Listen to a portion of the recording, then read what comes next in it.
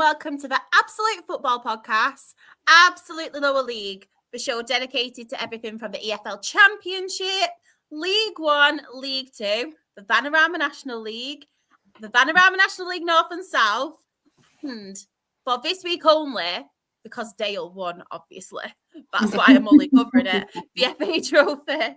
But of course, after Dale are out, we're not covering it. I'm joking, everyone. I'm joking. But of course, I could not do this alone. So I brought some pals with me.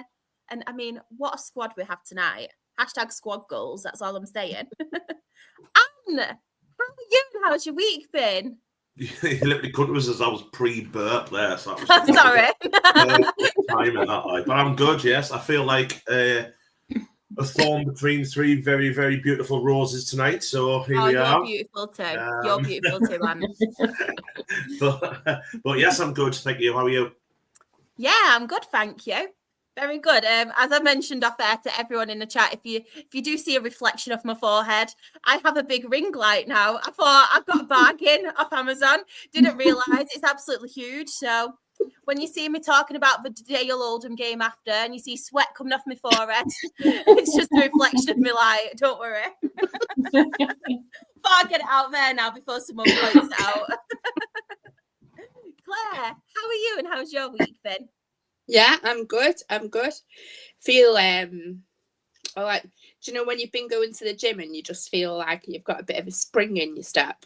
That's where I'm at the minute, so I'll take it. How are you, darling? Yeah, I'm good, thank you. Good and raring to go. And last but not least, Jen. How are you and how's your week been? It's been all right. Bit of up and down, but I'm all right. I'm coping. I'm getting through it. Yeah, I'm doing all right. Oh, I love that. Are you looking forward to the Super Bowl on Sunday, Jen? Yes, I will be going to sleep before it because I can't stay up late anymore. I need a nap before. I tried last week, the Royal Rumble, to stay awake and struggled, so I need a nap on Sunday. Eat a weekend nap, though, can you? I know. I came on for my nails today and just fell asleep on the sofa for a good 2 hours. I was just like, yeah. Love that. This is what you need. Yeah, mate. Love that. Oh, I used to love staying up really, really late, and now I can't. Yeah, I get really done like in. 10 o'clock and I'm like, right, bedtime. Sleep time now. Me and my sister, when we were little, we used to stay up till, when we obviously used to live at home at my mum's, we used to stay up till 4 or 5 in the morning just doing Glee duets. We'd get a song on Glee or any other duet, we'd get the lyrics up, we'd have parts each, and we'd stay up till 5 in the morning just living our best life. And now I can't even stay up past midnight, and I'm done in. Yeah. How did your mum cope? Did you keep the whole house awake?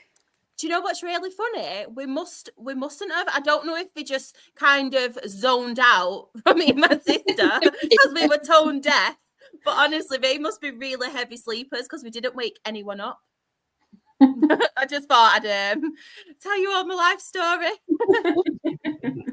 But of course, it's not just us, everyone here. We have got people in the chat. We've got Richard. Evening, Richard. Hope you're okay. We've got a lot of obviously scores from Chris. I won't read them all out because I'll be here forever because there's a lot. But he did say Liverpool have had a disallowed goal. They're 1-0 up now, by the way. They are 1-0 up now. So hoping to get a few more goals tonight because I really can't bet to see Newcastle win that League Cup. And they will beat Spurs. So I'm like, Liverpool will be all. I'm all right with Liverpool. We've got Graham. He's put good evening all. Good evening, Graham. Hope you're okay.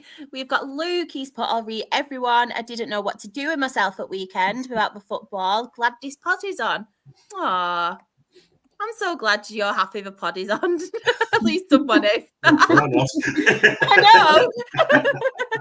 Sean has put, hi guys, hope you're all doing well. Just keeping an eye on an under-18 cup game between my local non-league club and Northampton Town. Currently 2-0 to Northampton. Ooh, lovely. We've got Aled as well. He's put, evening all, hope you are well. We are very well, thank you so much for asking. So yeah, another update. Guys, photos over here. We've got Simon as well. Evening, guys and girls. Hope you're okay, Simon. I'm getting hiccups again. I'm sure it's my intro. It's because I talk too much. Honestly, it's every week now.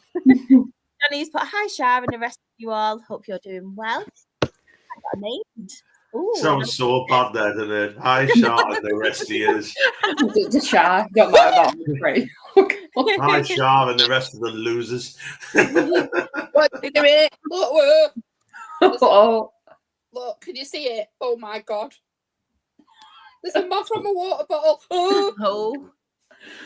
Oh, We're joined. Oh, look at Just it. while we've got the moth as well. Football League Adventures has put, hey guys, how are we this evening? We're really well, thank you. Alex, what Alex?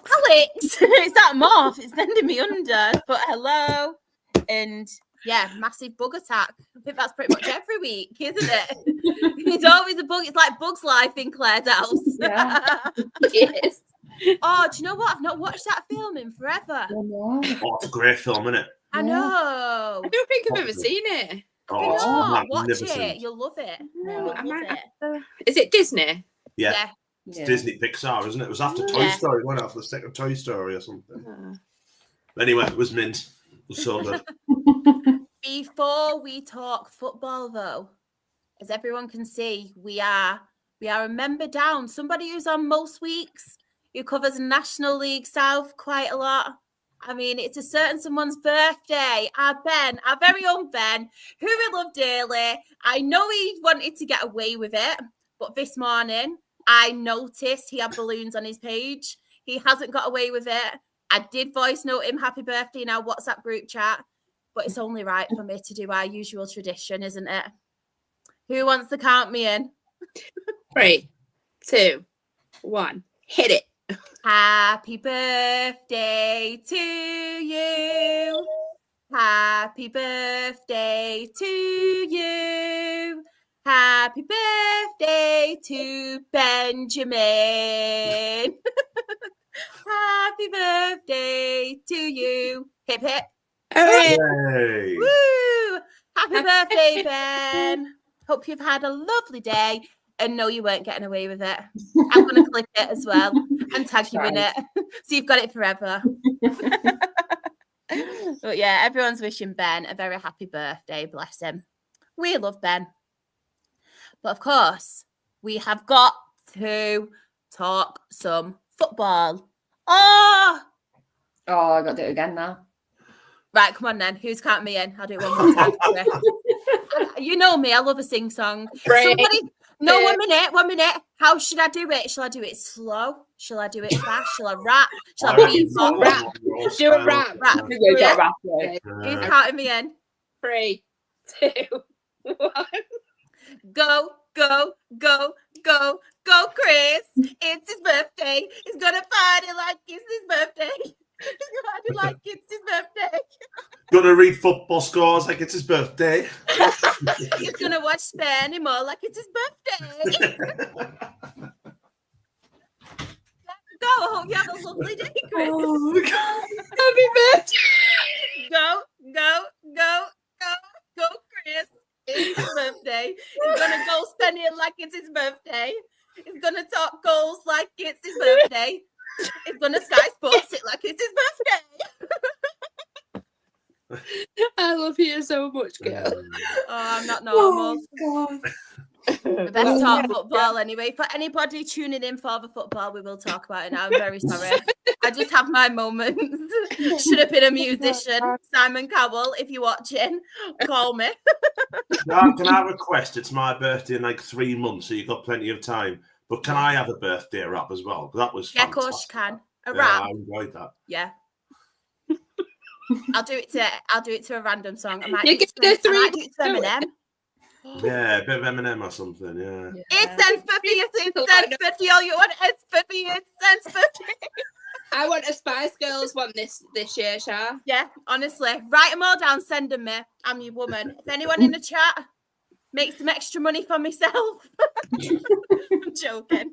What do you call them things you go on when, you know, you can't actually send birthday messages? It's like with famous people, you can pay famous people to get a birthday message. You should be on that.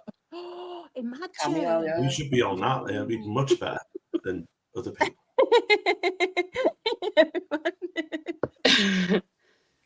Oh, I do worry about myself sometimes, you know. Oh, that cheered me up immensely. And when's your birthday, bud? Oh, it's not until May.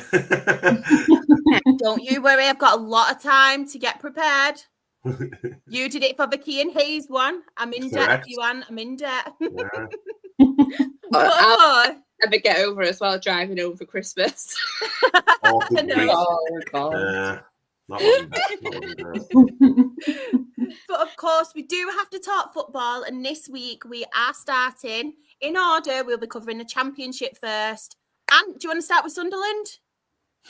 Yeah, go on then. Yeah.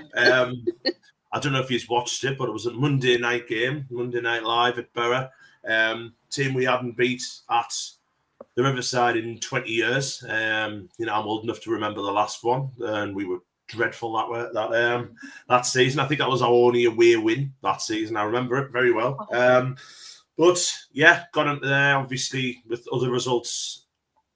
Over the weekend, obviously Leeds winning, Sheffield United winning, Burnley drawing. We had the chance to go up to third. And obviously, against Borough, who were a good side in the playoffs. But if we'd beat them, it means we would have been like 14 points clear of them. Which, to be fair, I think, going into it, I thought, if we get a draw, I was over the moon. But, we ended up winning 3-2. And we were class. Second half, I thought we were brilliant. I thought we were absolutely outstanding. I thought the game itself was a massive advert for the Championship. Every minute you were just glued to the telly. There was never anything there was never a boring period. It was like end to end, or they took the first 20 minutes they were all over us. Then we took over and we obviously equalised and stuff. But that was just a really good game. I've got to give credit to Borough as well. Thought they never gave up, and if hopefully. I think Mike Cook's doing a really good job, but I want to see all three of the North East teams back in the Premier League where we all belong, to be totally honest with you. And like I say, as Johnny said there, I thought second half, when we scored the second goal from that moment up until they scored their equaliser, I thought we were outstanding. Thought we were absolutely brilliant. We signed Wilson on a permanent deal on Saturday. He's just been class for us, and he scored a wonderful, wonderful goal. Menzel Lefebvre putting in a beautiful pass to him, and he's just something else. He's far too good for the Championship, Menzel Lefebvre. And considering we've signed him on loan, hopefully with view, if we go up, we've got to spend a lot of money on him, but he's class. And we've just, like I say, we've just got ourselves a really good side. When everyone's fit, we are a hard team to beat. And I keep saying this over and over in the season. I've not seen a better team than us this year. Leeds, I think Leeds are brilliant. Don't get us wrong, Leeds are outstanding. I think Sheffield United managed to pull results out the bag and they're playing really well. Burnley don't concede. So, they're still, I think they're up to third now because we've got a game in hand on them now, but they're still there or thereabouts. But I can just see us sneaking in there, Shah, to be honest. We've just got this it's never say die attitude now, full of young players, led brilliantly by Dan Neil, who's been outstanding, since November, December time. And I just think we're just finding ways now of winning games. Like I say, 20 years we haven't beat Middlesbrough at their old ground. We've now beaten it. And it's just these things where we're knocking a little bit of history out the way all the time. So I'm over the moon. Obviously, Dan Neil scored for us. I mentioned Wilson's goal, which I thought was brilliant ball through, and he made the goalkeeper go down, and then one own goal right at the end. But that is what it is. Great finish by Giles at left. To be fair, it's like a bit of a derby. What a way to get the winner in own goal. Well, exactly, yeah, it is. And you know what as well, you saw them celebrating at the end, and I think it did go a little bit over the top, with the flag and all that stuff. But it just shows how much it meant to them. They did it at Derby as well when they're winning away, they're going to the away fans, and they're unbelievable. So I know there was a few questions. Yeah. Is it a bit over the top when it's a derby? If it's against it's a rivalry. It's a rivalry. It's not. I don't class Borough. Yeah, isn't it? Let's be honest. It's a derby is usually geographical, in it. Geographically, it's a local derby. I think it's because obviously our main derby's Newcastle. Mm-hmm. And Borough, it's the secondary. I never get when we play Newcastle, I get nervous the Monday. You know what I mean? And it's all leading up to when we play them. I'm nervous all week. There's this one that like Borough. I'm just like, yeah. I was more happy just to win because the win meant more to us getting like catching up to Sheffield and all that, and keeping Leeds where we are and stuff like that. You know what I mean? So I'm just more, like I said, just the 3 points was more enough for me. And obviously, like I say, the fact that we hadn't beaten them for a long, long time and then 20 years later, but I think maybe it went a little bit too far with the flag. I mean, I was loving it, don't get us wrong. So I'm not going to complain, but yeah, class. And like I say, just we've hit another level, I think, since our little blip. And I know there was a few questions in the chat. I do think we can get the autos. I think the QPR fan was asking that. I do think we can get the autos. But even if we don't, I just fancy us in the playoffs. Even if we, like I say, I still think we'll come. I think we'll come in the top 2. I will say that. But even if we got into the playoffs, over 2 legs, I fancy us against anybody in this league, and at Wembley and a big pitch, the way we play football, I would just fancy us anyway. I think we're one of the best sides in the league, so we would be like. I don't think any team would like to play us at the minute. So there we are. See how it happens. We've got a difficult game on Saturday. We've got Watford at home, and then we've got Luton at home, and they've both got really bad away records. So we've got to look at getting at least 4 points, I think, from them ones. If we can get all 6, mint, you know what I mean? And then, we're well on our way because we've got Leeds away at some point in February. So that's going to be a massive, massive game. But I'm just over the moon, like, to be fair. So happy. I thought this was really nice as well. So Keno fan has put, I came to the Stadium of Light the day before Bromley played Newcastle. Great setup and hope you get promoted. Who were we playing? I can't remember that. Because, it was the FA Cup once we were on Stoke. We were shite. I'm sorry you had to have that game. I've obviously come when we're mint.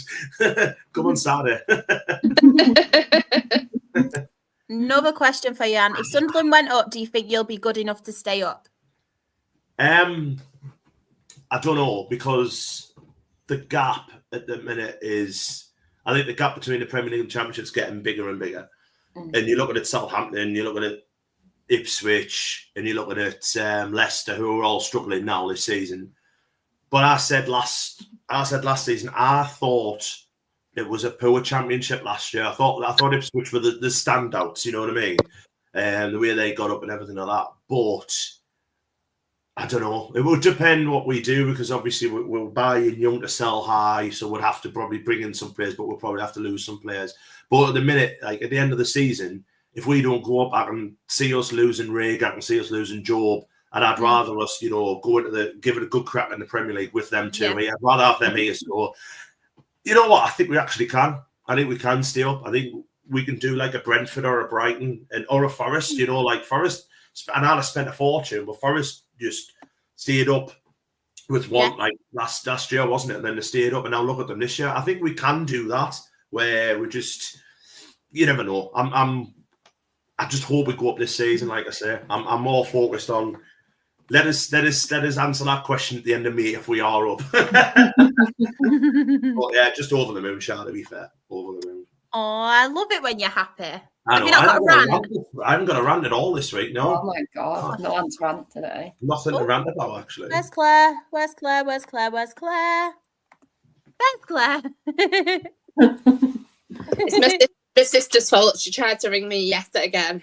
Don't worry. Do not worry. Yeah, Richard said as well, you need to keep hold of Bellingham. Yeah, easier said than done. He's a phenomenal footballer. I mean, you think you'll struggle in the summer to keep hold of him?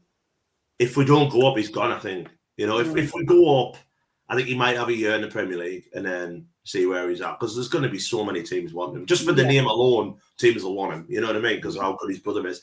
But he is just as, he has got so much potential. I'm not going to say he's as good as Jude, because Jude's one of the best players in the world, but he is, he's got a massive, massive ceiling, to be fair. And he's just so confident and comfortable on the ball. You know what I mean? He's tremendous, and his strength as well for a young lad is tremendous. And as he said there, Wilson, unbelievable.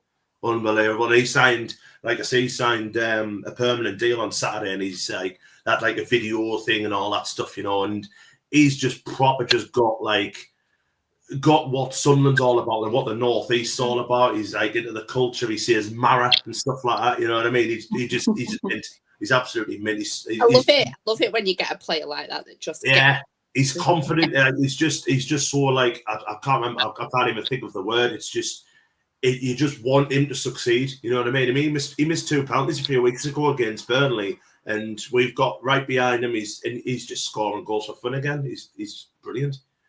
I feel like in a weird way that might have been a good thing for him because he's seeing the level of support that he can get, and obviously you see him at the end of the match like sobbing, and even I was like, oh my god, but I was buzzing when I seen that he'd score afterwards. Yeah, I mean, he scored against Derby the next game, and it got disallowed. I don't know what for, but then he obviously scored against Plymouth last week, where we were poor, and then obviously scored against Borough. And he's just he reminds us a lot. And I don't think I'm like kind of over egging him, but it just reminds us a lot of Thierry Henry. His pace and his finishing and stuff. Probably not at Henry's level, but he's just that kind of player. But he's also got that. You know what Henry used to always say, the va-va-voom and the kind of just the confidence and the aura of somebody like that. You know, he just reminds a lot of him. And obviously we've got in the North East, we've got like Isak banging the goals in for Newcastle, one of the best strikers in the world. I'm just glad that we've got one that we love as well after having so many strikers that took the piss, to be fair. I just wanted to let people know in the chat, I know you have said a lot of comments, a lot of questions. I'm not ignoring them. I'll star them and we'll come back to it when obviously the league table and we're having a look because there is a lot of quite interesting questions. So we'll all have our say a little bit later. Michael has put, nice to see such a big club like Sunderland getting back to where they used to be. Yeah, and I love Rochdale as well, Michael. So he does. Not just saying it, he genuinely does. I actually genuinely do. He does. It's not just trying to put you up. But of course, we will have a look at some of the other results. Just before I ask, we have Johnny as well. He has put that Sheffield United, they were okay, just did enough to win. I'm so happy we got to keep another clean sheet. I was on a podcast. People know. And he says again that he's happy that they won and kept a clean sheet. So that was Johnny. Baby Derby 1-0. I'll come to you. Borough on Saturday as well. Sheffield United. I'm sure they've got Borough. I know they've got a hard game. Yeah. Yeah. Let us know. Let us know, Johnny. And I'll come to you again. Any standouts for you on here, or any you do want to mention? Well, the big ones, obviously, Leeds beat Cardiff 7-0. Tremendous result. It's ridiculous, I know. That is just crazy. Yeah, I mean they're going up, aren't they? They look as if they're not, unless they do a Leeds and fall apart. But I just don't think it'll happen next year. But I'm not going to. And I mentioned at the start of the season, we're on about Coventry, and we all mentioned the Mark Robbins stuff and whether it was right to be sacked, this, that, and the other. And I think a few of us were like, "Oh, was it silly or silly thing to do this, that, and the other?" And to be fair, I was one of these people who kind of not like laughed at the Lampard thing, but I thought, yeah, but he's doing a cracking job there. He really is. He really is. And I know they lost to Leeds it was last night when they lost Leeds.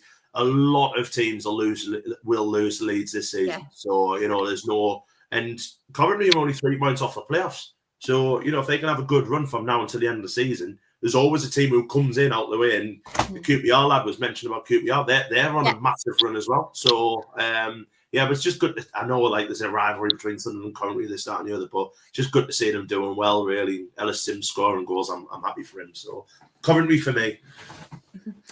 Johnny. Probably. Calling him Jonathan. It's like he's in trouble. He gave me the ick. I was saying that. I just never called him that. Honestly. What's going on? My gosh, save me, Jen, please. Any standouts for you? Oh, God. I eat myself out completely. Oh, God. I'd probably say the Plymouth game. Again, they seem to be finally fixing what's wrong at the club and seem to be getting a few points on the board. So I think they'll probably still will go down. I don't think they're savable. I don't know what's going to happen, but I do think they are the ones that are probably going to go down this season. Do you know what? They played us obviously last week, and obviously I wasn't here last week for the podcast. They were outstanding against us at the stadium. Like absolutely, they deserved all 3 points. We were shocking, but they were absolutely outstanding. So especially all the miles they travelled as well to do that. Yeah, game as well. Exactly. Yeah. Plus, it was that storm and all that. I think the plane never came until like early on in the morning or whatever. But they were honestly absolutely brilliant. Claire, any standouts for you? I feel like you've covered him, to be fair. I suppose Blackburn's good result. It's a bit of a derby, that, isn't it? At Blackburn, Preston. But other than that, just the ones mentioned, really. But an honourable mention for Louis making his Championship debut on Saturday, even though it didn't go their way.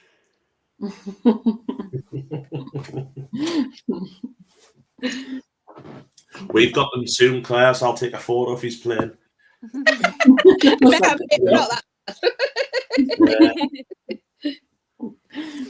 me have a look who I think. I was right about Sheffield as well. They've got Bury next Wednesday. So it's the FA Cup. I keep forgetting because we've got a league game. Yeah, it is FA Cup. And Watford are out the Watford are out the cup, so we've got a league game. But as have Sheffield United. But they've got Portsmouth in the league. That's why Burnley and Leeds played just gone. So we've got a game. It's our game in hand this weekend. Oh, okay. Ali just put Valencia losing 4-0 against Barca. Any standouts for me? I mean, since all that with Tom Cleverley, I feel like the pressure's on at the minute, aren't they? They're on a bit of a downward spiral at the minute, Watford, aren't they? Since all that came out, and is he going to get sacked? Is he not going to get sacked? So good win, obviously, for Norwich away at Watford. Stoke, obviously getting a win against Hull. I know Hull are very, very hit and miss at the minute. Any others? I don't think so, to be honest. No. That's you mentioned Tom Cleverley. He is under pressure, but they've got us on Saturday. So I hope he's under more pressure. I was on the Do Not Scratch Your Eyes podcast. I think it's either out this week at some point, but and still are like the very defeatist. So it's like, you know what's happening on Saturday? The Southern 0, Watford 1. In the chat as well, Richard put Watford are awful at the moment as well. And we will have a look. Anything else in the chat? Richard as well has put, if I was Cleverley, I would have walked away. I agree with that. Yeah, same. Simon has put, we're playing in the FA Cup on Saturday. That's why we played Leeds last night. I'd 7-0 to be Cardiff right now. I feel like that played out better in your head than it did in me. Is it me? I'm Cardiff right now. There was quite a few scores, wasn't there? Like, not just didn't the Premier League team get beat 7? Was it Brighton? Brighton got beat at Forest, didn't that with 7? Yeah. It was good to see. Like, I bet there's been like not been many weeks where there's been 2 7-0.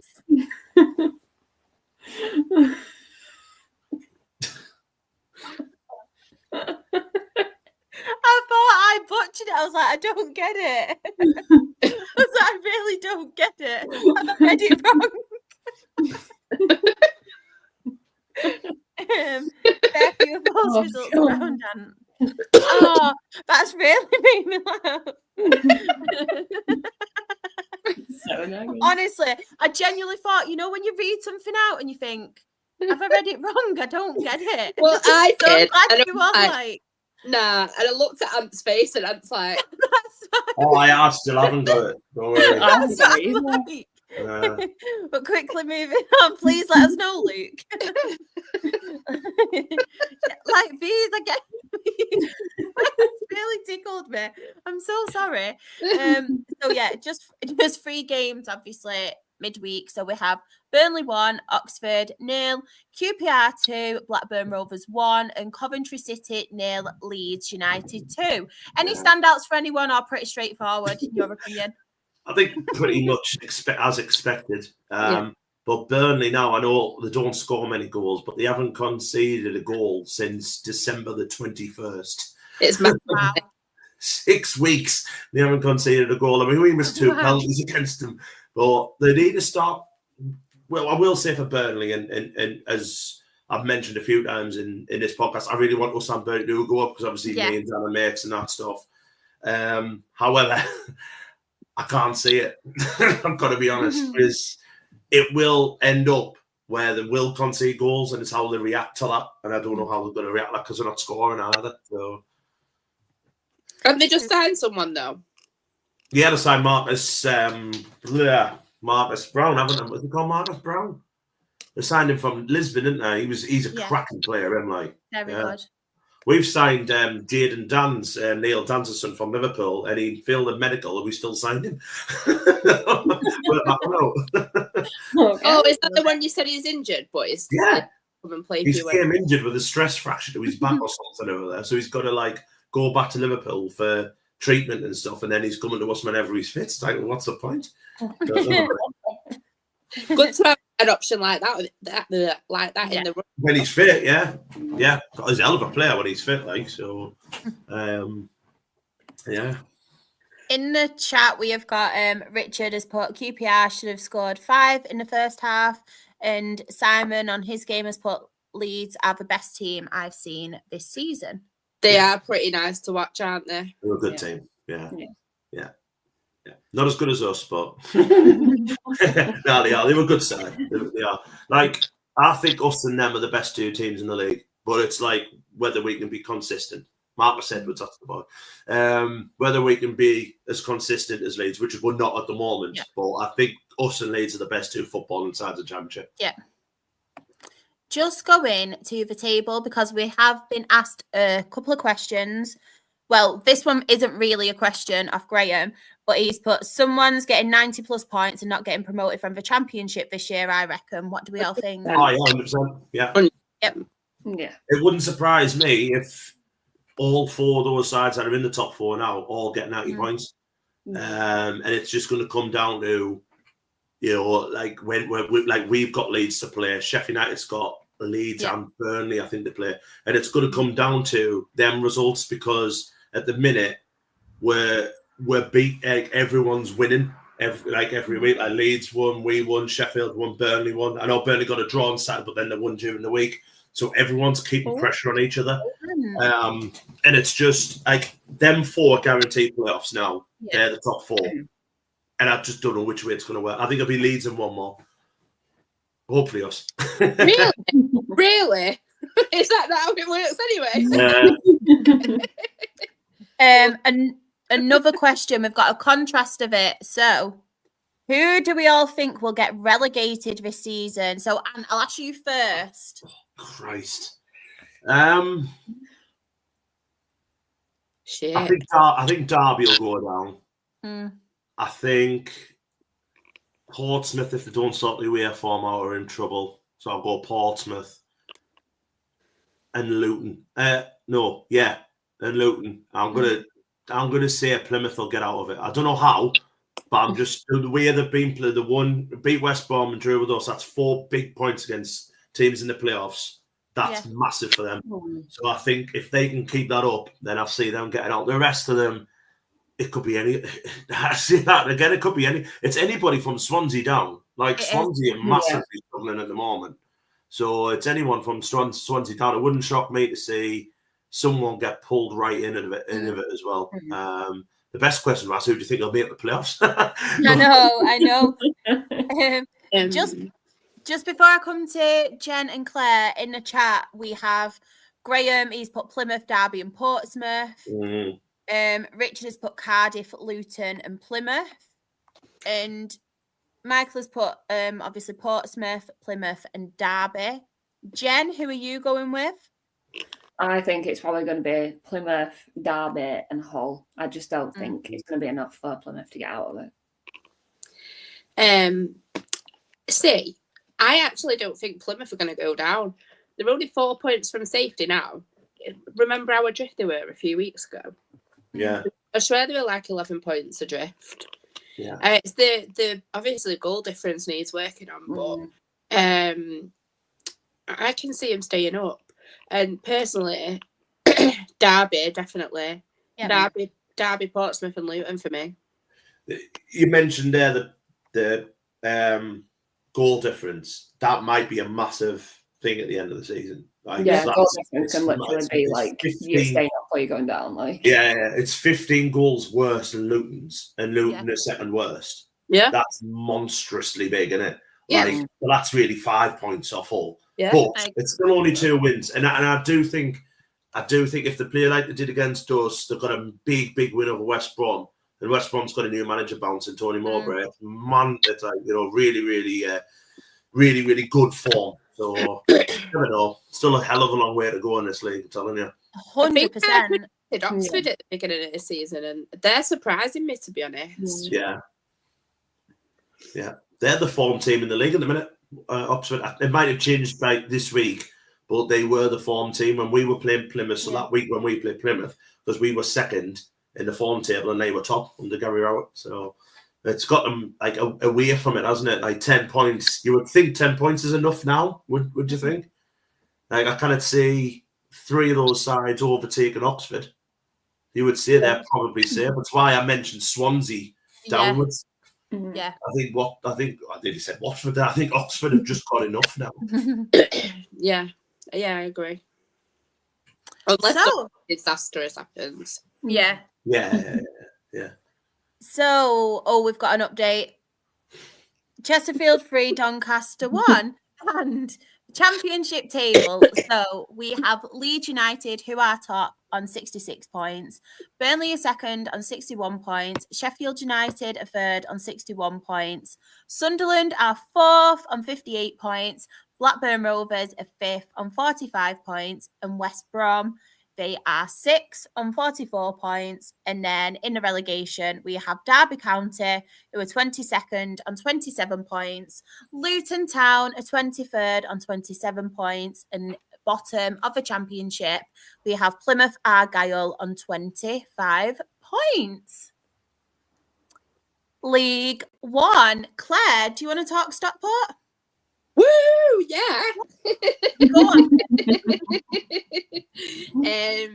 Obviously, we had a bit of a bad spell, and like I wasn't worried, to be honest. It was over Christmas. We had like injuries, and we just didn't have a few good games, and then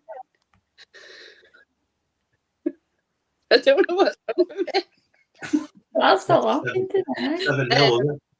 Saturday we have Leighton Orient away. They are the form team in the league going into that game. I think maybe not like, I don't know if they lost in the FA Trophy or something, but other than that, they were unbeaten for ages. I mean, like November, apart from an EFL Trophy game. So we managed to beat them, and 1-0. We should have scored more. There was a lot of good chances squandered. And you know what? We're defending really, really well, which is so pleasing. They did not have a single shot on target, like not one. Our best defender's out injured, and we're still managing to do so well. I'm just so happy with them. Like I've said it so many times, but for our first season in League One, I couldn't ask for any more. I really couldn't.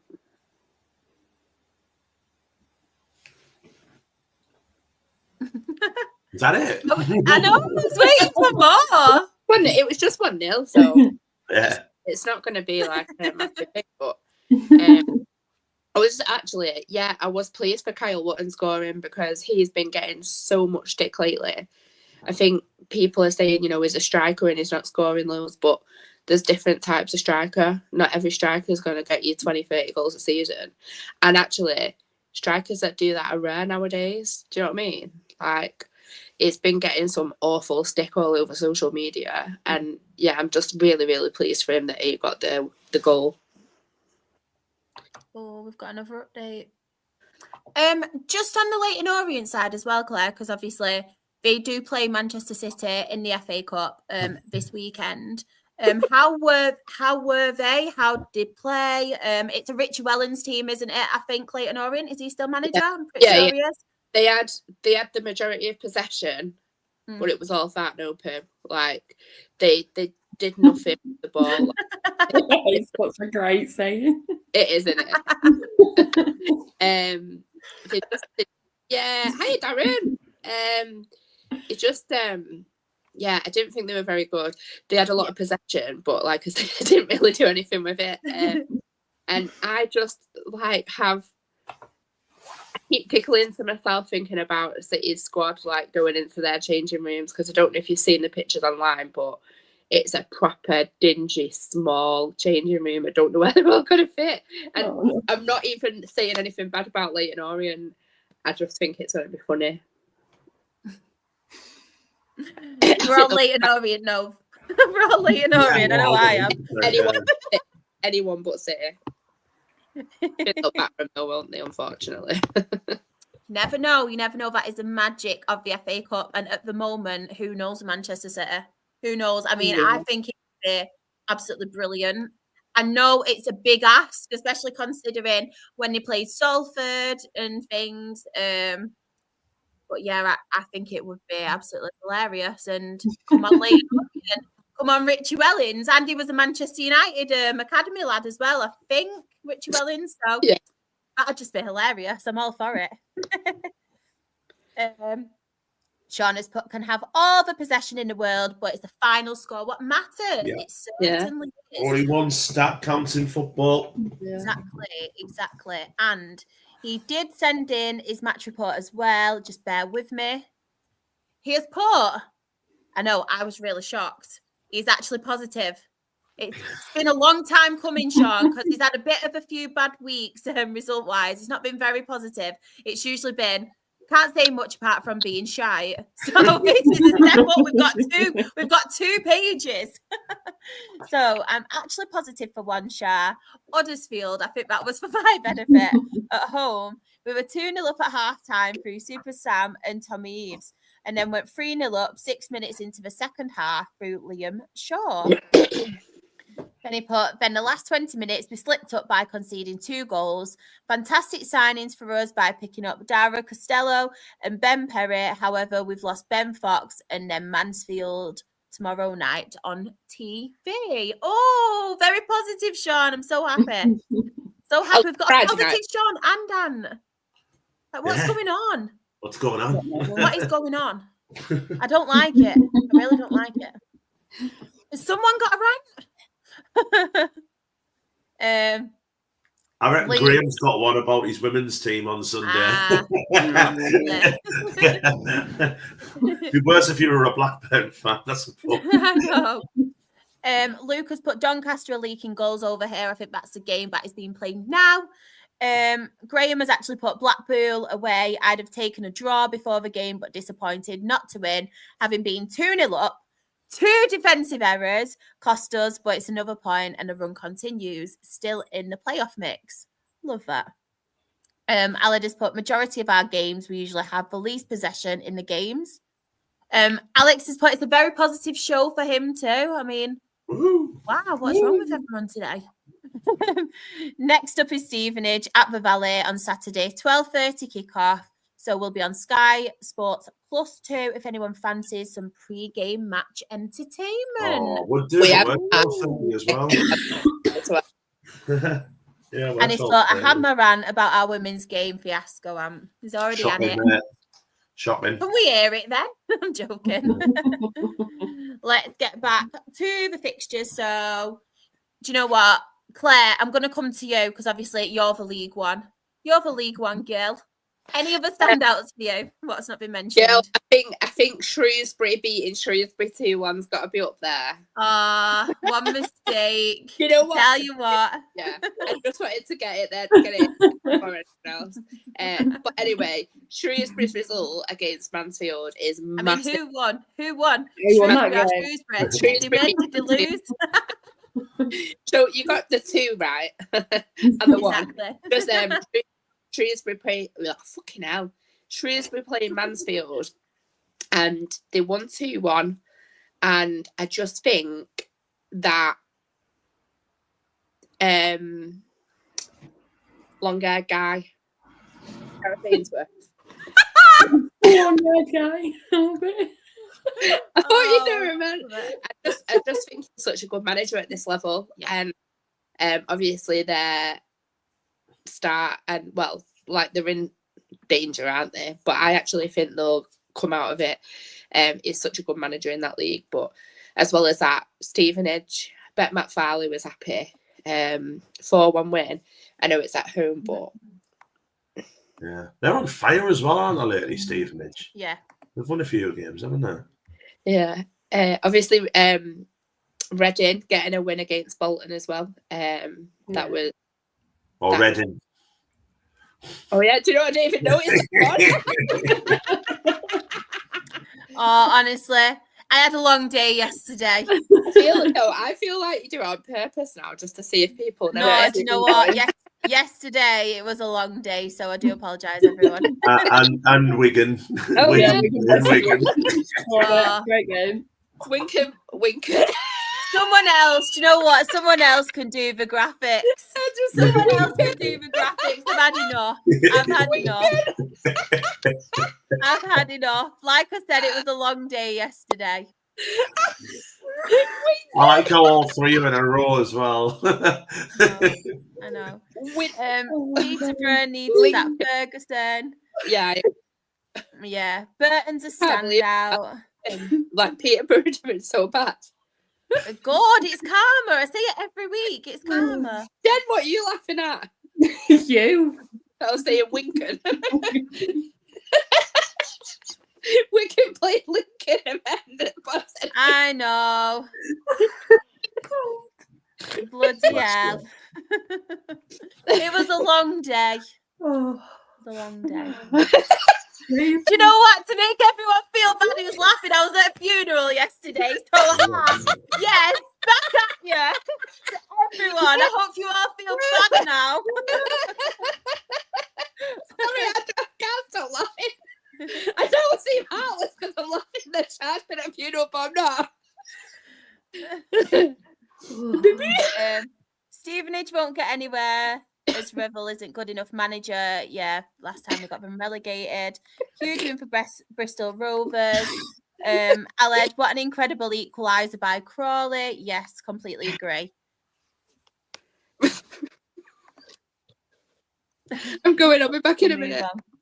Can I just quickly say about Wycombe Wanderers, because obviously Wycombe Wanderers have got a new manager, and it's Mike Dodds, who was obviously Sunderland's head coach. He was our first team coach for a lot of years. He stuck in a couple of appearances as caretaker manager when we were down and out. Especially in League One when we struggled and brought the Alex when we brought Alex Neil in, and obviously people who kind of know football know that Mike Dodds is kind of responsible for both the Bellingham brothers being as high as they are. He coached them at Birmingham. We got him from Birmingham. He had a hard task with us when he had the caretaker role, but he put in a massive shift last year when we sacked Mike Beale, and he kept the job until the end of the season. We were just down and out. We were, and he did a fantastic job just keeping us afloat, really. And I'm so glad that he's finally got a chance. I'm so glad that someone looked at him and went, you know what, we're going to give you an opportunity. And I really hope he does well at Wycombe. I like Wycombe as a football club anyway, but I really hope he does a wonderful job there. I hope he gets them up, and I hope he really hits it. And if for some reason it doesn't work, 'cause I think it will, because I think he's just too good of a coach, you're always welcome back at Sunderland, Doddsy. So I just want to literally say thank you so much for what you've done, because you really deserve all the best in the world. So well done, good luck, and hope to see you in the Championship. There we are. Love that. Luke, really confused how Wigan and Wigan can draw against each other. It's because I make mistakes. I'm human. I've had a long week. I've had some sad news. My little boy's been poorly as well today. I'm here at least. I could have not been. So I am sorry. I do apologise for any mistakes. And if anybody in the chat or anyone here amongst us now would feel free who does want to do the graphics next week, please let me know. You don't want to give me the crabs. There'll be mistakes every left, right, and centre. Honestly, it happens, doesn't it? I'm only human. It's what it is. At least I gave you all a laugh. Exactly. It's why pencils have got erasers on the battle in Charlotte. Exactly. No one Simon. cares though, like. What's that? Surely no one cares though. Nah. I don't give a shit. It's there's worse things going on in life, isn't there, than a few mistakes. Couldn't give 2 sucks of a scabby donkey's dick. Just you wait till National League, Luke, when I've got Rochdale like all the way, like the top one playoffs. Rochdale are pissed in every league. Yeah. Pissed in it. Haaland up front at the Crown Royal. It's crap. Him and Devante Rodney. I've got a question. Did you do the League One table? Because I just wondered who's like in the playoffs. Probably not you, because I probably made another mistake. Who knows? Who actually knows? Is it right? Is it wrong? Who knows? So yeah, top of League One. I'll go back to the questions in a minute. Top of League One, we have Birmingham on 63 points. Wycombe Wanderers are second on 59 points. Wrexham are third on 55 points. Stockport County, I'm presuming it's right, are fourth on 50 points. Huddersfield Town are fifth on 48 points. Leyton Orient are sixth on 44 points. And then in the relegation zone, we have Burton Albion on 25 points. Crawley Town are 22nd on 24 points. Shrewsbury Town are 23rd on 23 points. And Cambridge United are bottom on 22 points. Shah, just quickly before we move on, I can't remember who it was, but they're on about Alex Ravel at Stevenage, saying they're not going to get anywhere. They've got 2 games in hand and are 4 points off the playoffs. Where would you expect them to be? That's a fantastic effort, that. In it. That is so good for Stevenage. They've had a really good run of form recently. Yeah. But look at Burton. Like, Gary Bowyer is doing such a good job. Yeah, he is, isn't he? Like, such a good job. And, like, they were rooted at the bottom of the table, weren't they, when he came in? Mm-hmm. Look at him now. I wouldn't be surprised to see them scrape out of it. Aled as well, obviously, on their result as put. I have to admit, it did look like one, but as Wrexham fan, I've experienced similar situations going against us, but different ref on the day, and it's disallowed. But we could have scored a few before we scored the equaliser. That's what I put. And then in the chat, before we move on, we have got Luke. Fair play to you, Shah. We all make mistakes. We can laugh them off. Exactly. Like, it's what it is. I run the show. If you've got a problem, go to Sam or Josh. Get them to sack me. I know we were joking about Shah, but going nowhere. In all seriousness, though, right? And I don't want to sound dead cheesy, but like the amount of time and effort you put into doing all the things behind the scenes for this, just this single one podcast every single week, like I can't praise you enough. I think you do an amazing job. And who gives a shit if you make the odd mistake? Because quite honestly, yeah. I think it's funnier when you do make them, though. Yeah, I do. Yeah, maybe I'll make another one. Maybe there's another one on the next slide. Who knows? Even I don't even know. Who knows?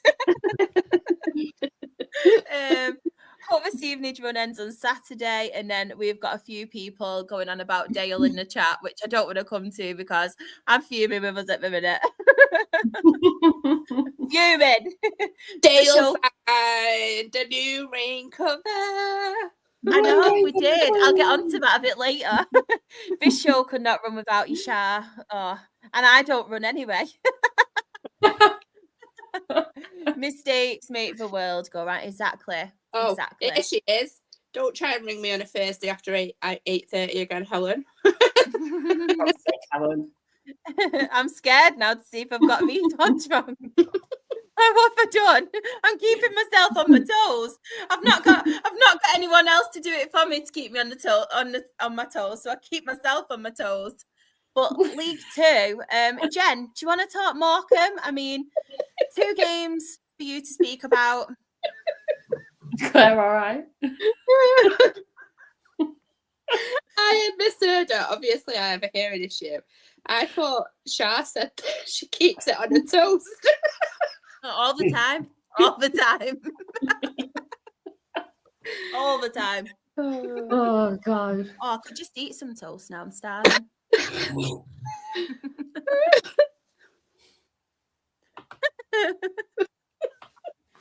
And to the 585 viewers in currently, I do apologise. This is just the standard. You can love us or you can leave us. If you need a lovely, like, sophisticated football podcast, we are not your people. No. Only 5% we actually talk about football. 95%. We are like the shameless Jeremy Kyle of football. I'm speaking for myself here, by the way. But Jen, talk to us about Morecambe. Oh, Please. Saturday. It was such a good game, but it was like such relief at the same time to not only win, but to win by 4 goals. It felt like, okay, we can do this. Like, we're 2 wins away from getting out of the relegation zone. We can do it.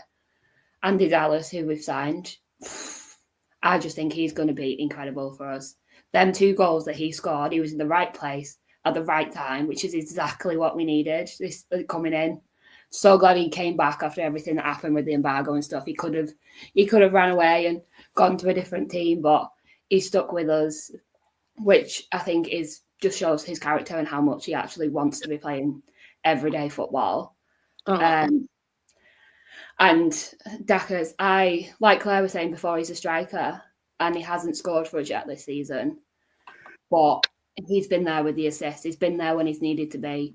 Just because he's not been scoring goals doesn't mean he's not a good striker. He's been there when he's needed to be.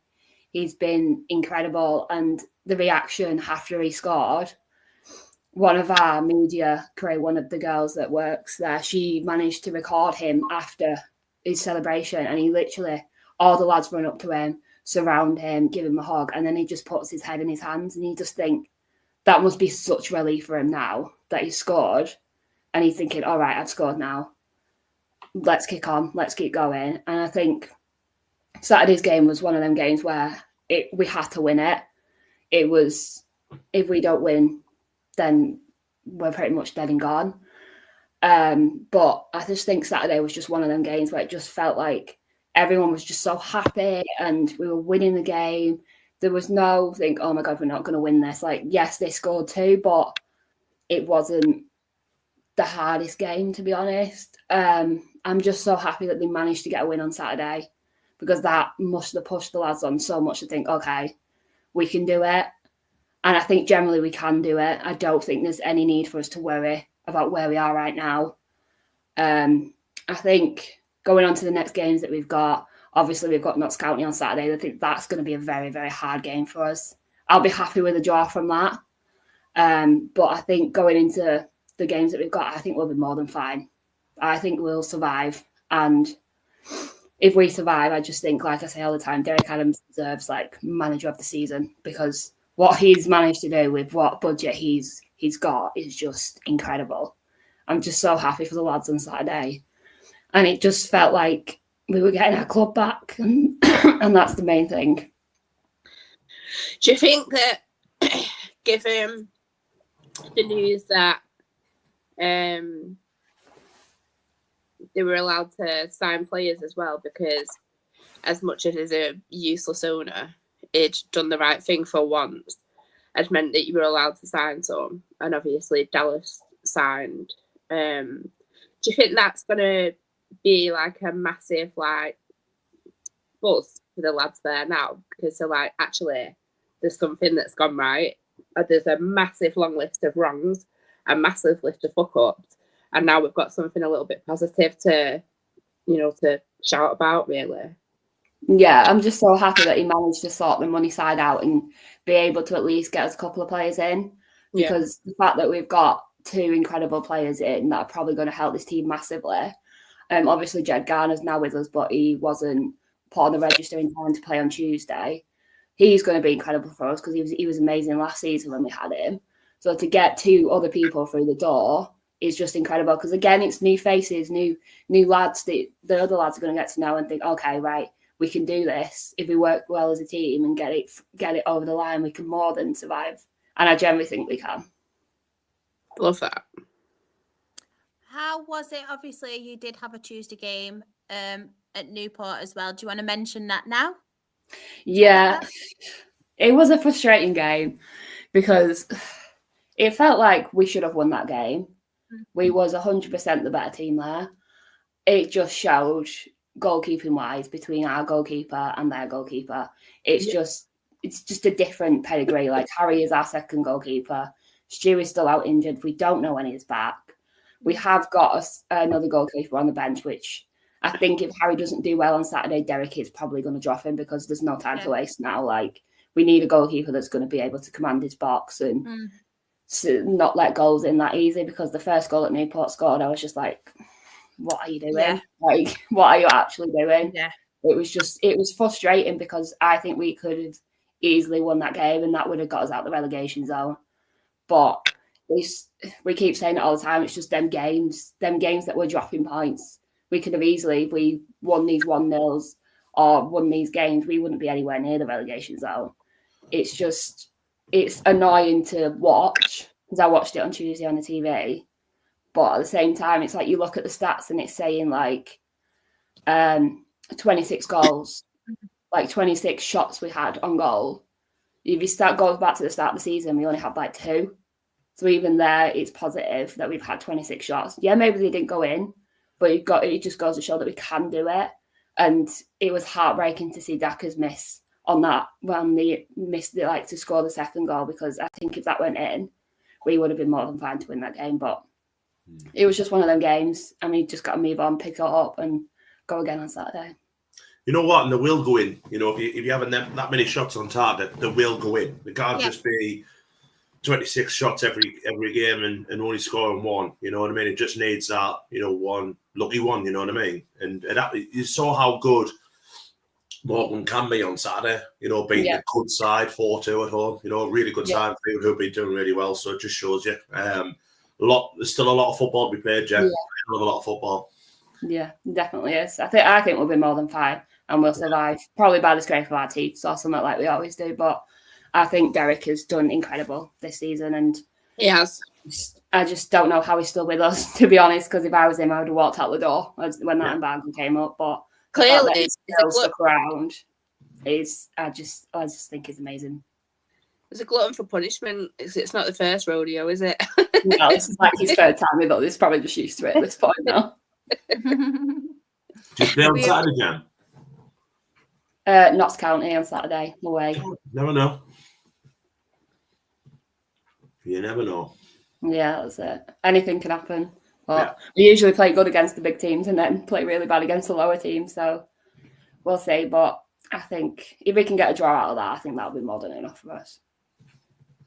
We've got Alex as well, obviously, in the chat, Newport fannies. But every time we go 1-0, we start sitting back and play so much worse, and it frustrates me every time.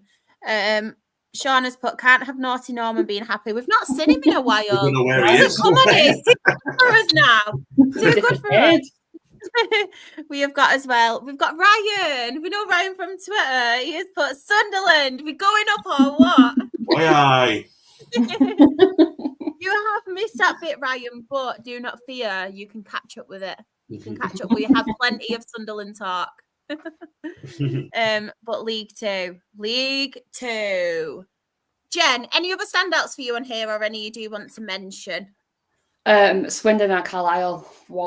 I don't know what's going on at Swindon, but Ian Holloway has turned that team around like no tomorrow. They're going to survive now this season. There's no way that they get dragged into the relegation zone. The fact that they were winning away to Carlisle side that signed about 50 million players this transfer window and still on out the bottom two. I just don't know what's going on there. But Carlisle's just a freak in it. Like, what the hell is going on? Why let Williamson sign all of them players to not let him play them, to not let him play them at all, and then bring in Mark Hughes? Well, Mark Hughes is going to take them down. I agree. Awful, like it. I just Crazy. It's just Might end up back at Gateshead, mightn't he? Yeah, he might come back. You never know. I was actually thinking that, to be fair. That was the first thing that came to my head. She's been banging on the door for ages, bless her. No. She's had Oh, a haircut. look like she's smiling. Yeah. Oh, that's because she was a dad. She So does it. cute. So cute.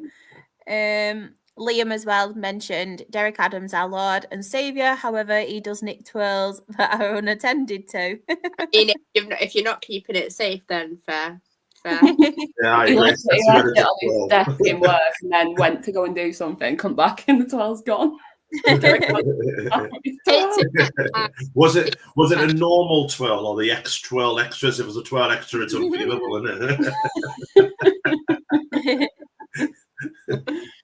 it? Just going on to obviously the Newport game. So Barrow at home.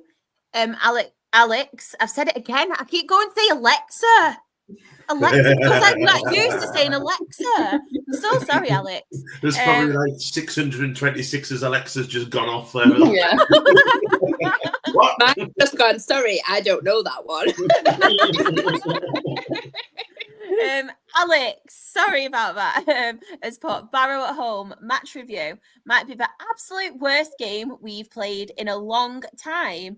No, XG is Tish, but to only make 0.08 over 90 minutes is hilarious. But as the great Kieran would say, the game was decided by a goal and Barrow just handed us the 3 points. Might have been our worst game, but getting the 3 points has given us a boost. Fair play. And we have got as well,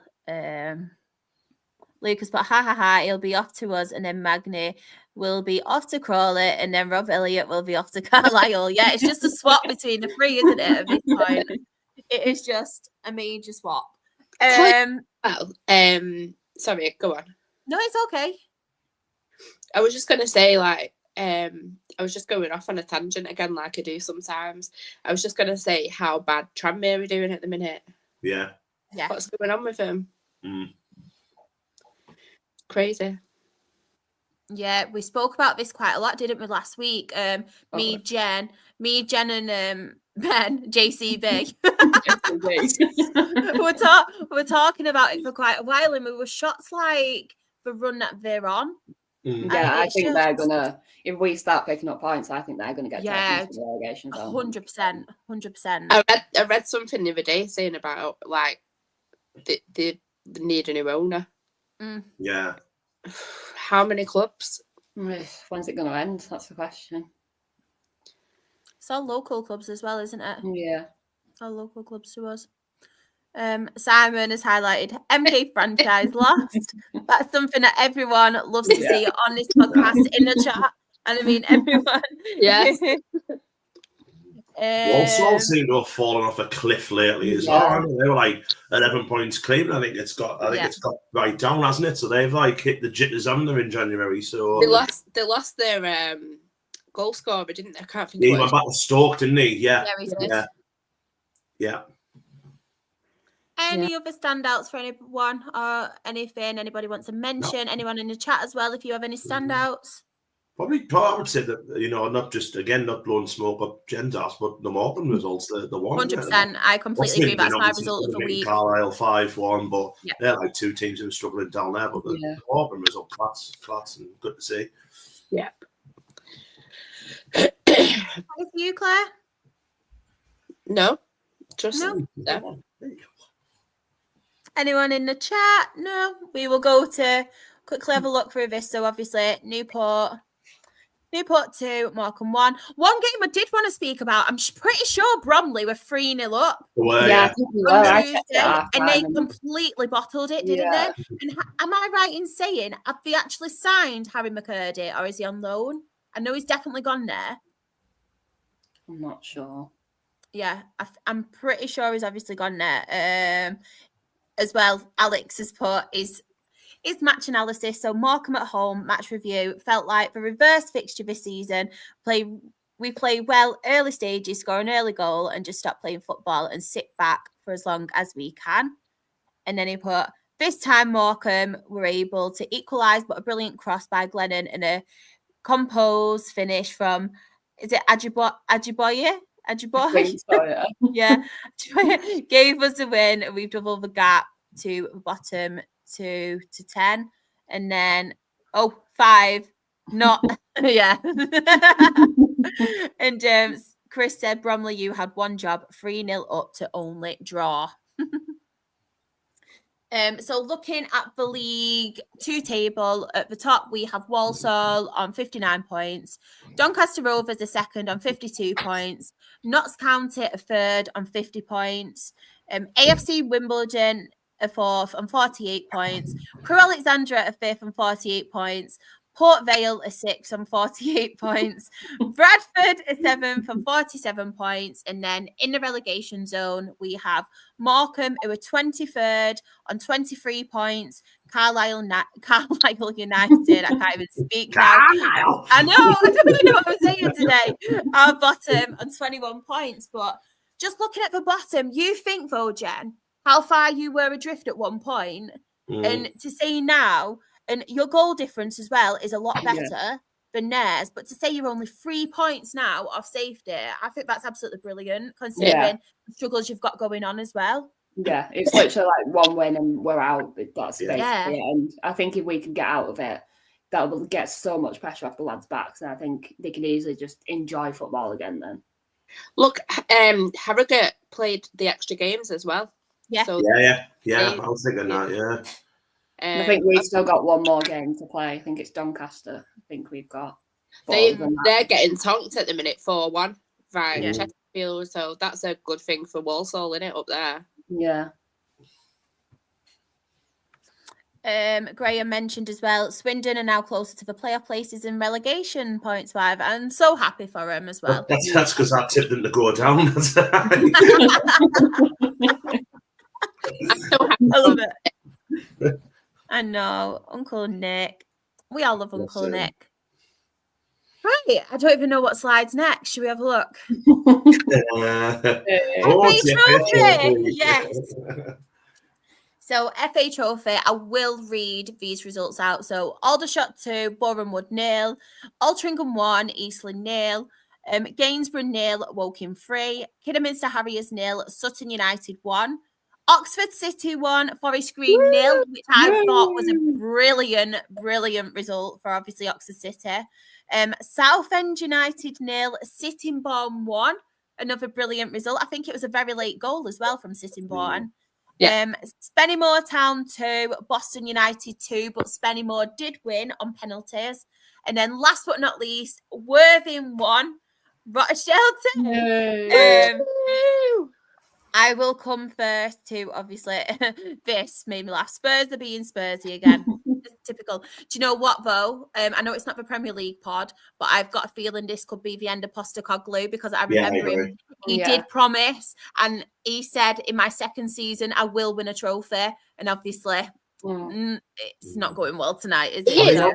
So annoying. Are they out the FA Cup as well? I've not paid attention to the FA Cup, but are they out of it? I can't remember. I'm pretty sure they are, aren't they? Yeah, I think they are. It's the only one. So they've got no. Oh no, they are in the FA Cup still because Tamworth, they beat Tamworth. Oh yeah, they nearly went out, didn't they? They nearly went out, Yeah, so they've got that left. They might keep him until. That is true. Yeah. Yeah, he's just not good enough, is he? Too stubborn. He's very stubborn, very stubborn. Leeds, but only big clubs win the FA Trophy. We'll see, won't we? We'll see. We've got Michael. He's put, hi all. Hello, hope you're okay. Graham has put, up the day all. Sure, you've got to say with that, them teams that are left in that FA Trophy, not to put any pressure on Dale, but they're the favourites, aren't they, to win that now? We are favourites to win it. We were third favourite, I think, this round, and then obviously with Forest Green and Southend going out, we were then favourites, but we did draw Altrincham, which I'm a bit like, it's a home tie, but at the minute will we play it? Will we play it for starters? Our pitch, obviously, we did play on Tuesday. It's not looking very good, our pitch, especially on one area. It is just like, it's like a sand pit. It's not the best as well, and it's not allowing us to play our football. So it's like, so as much as I'd like to say, I'm still going to be the humble fan that I am. I'm not going to put any pressure on us. I think it would be amazing if we could get to the final, have a day out at Wembley. And if we did end up winning it, I think it'd be magnificent because we've never actually won anything in our history. So it'd be nice to have something in the trophy cabinet because it's empty. It's actually empty. But again, I'm not jumping the gun. I will talk about Dale in a little bit, though. First, we do have Chris, who has put Boston at home, FA Trophy. The majority of the action was in the second half. It was Boston who were 2-0 up with Jacob Hazel, 55th minute, and Jay Rowe, 58th minute. I need to go, Jai Ho, Jai Rowe.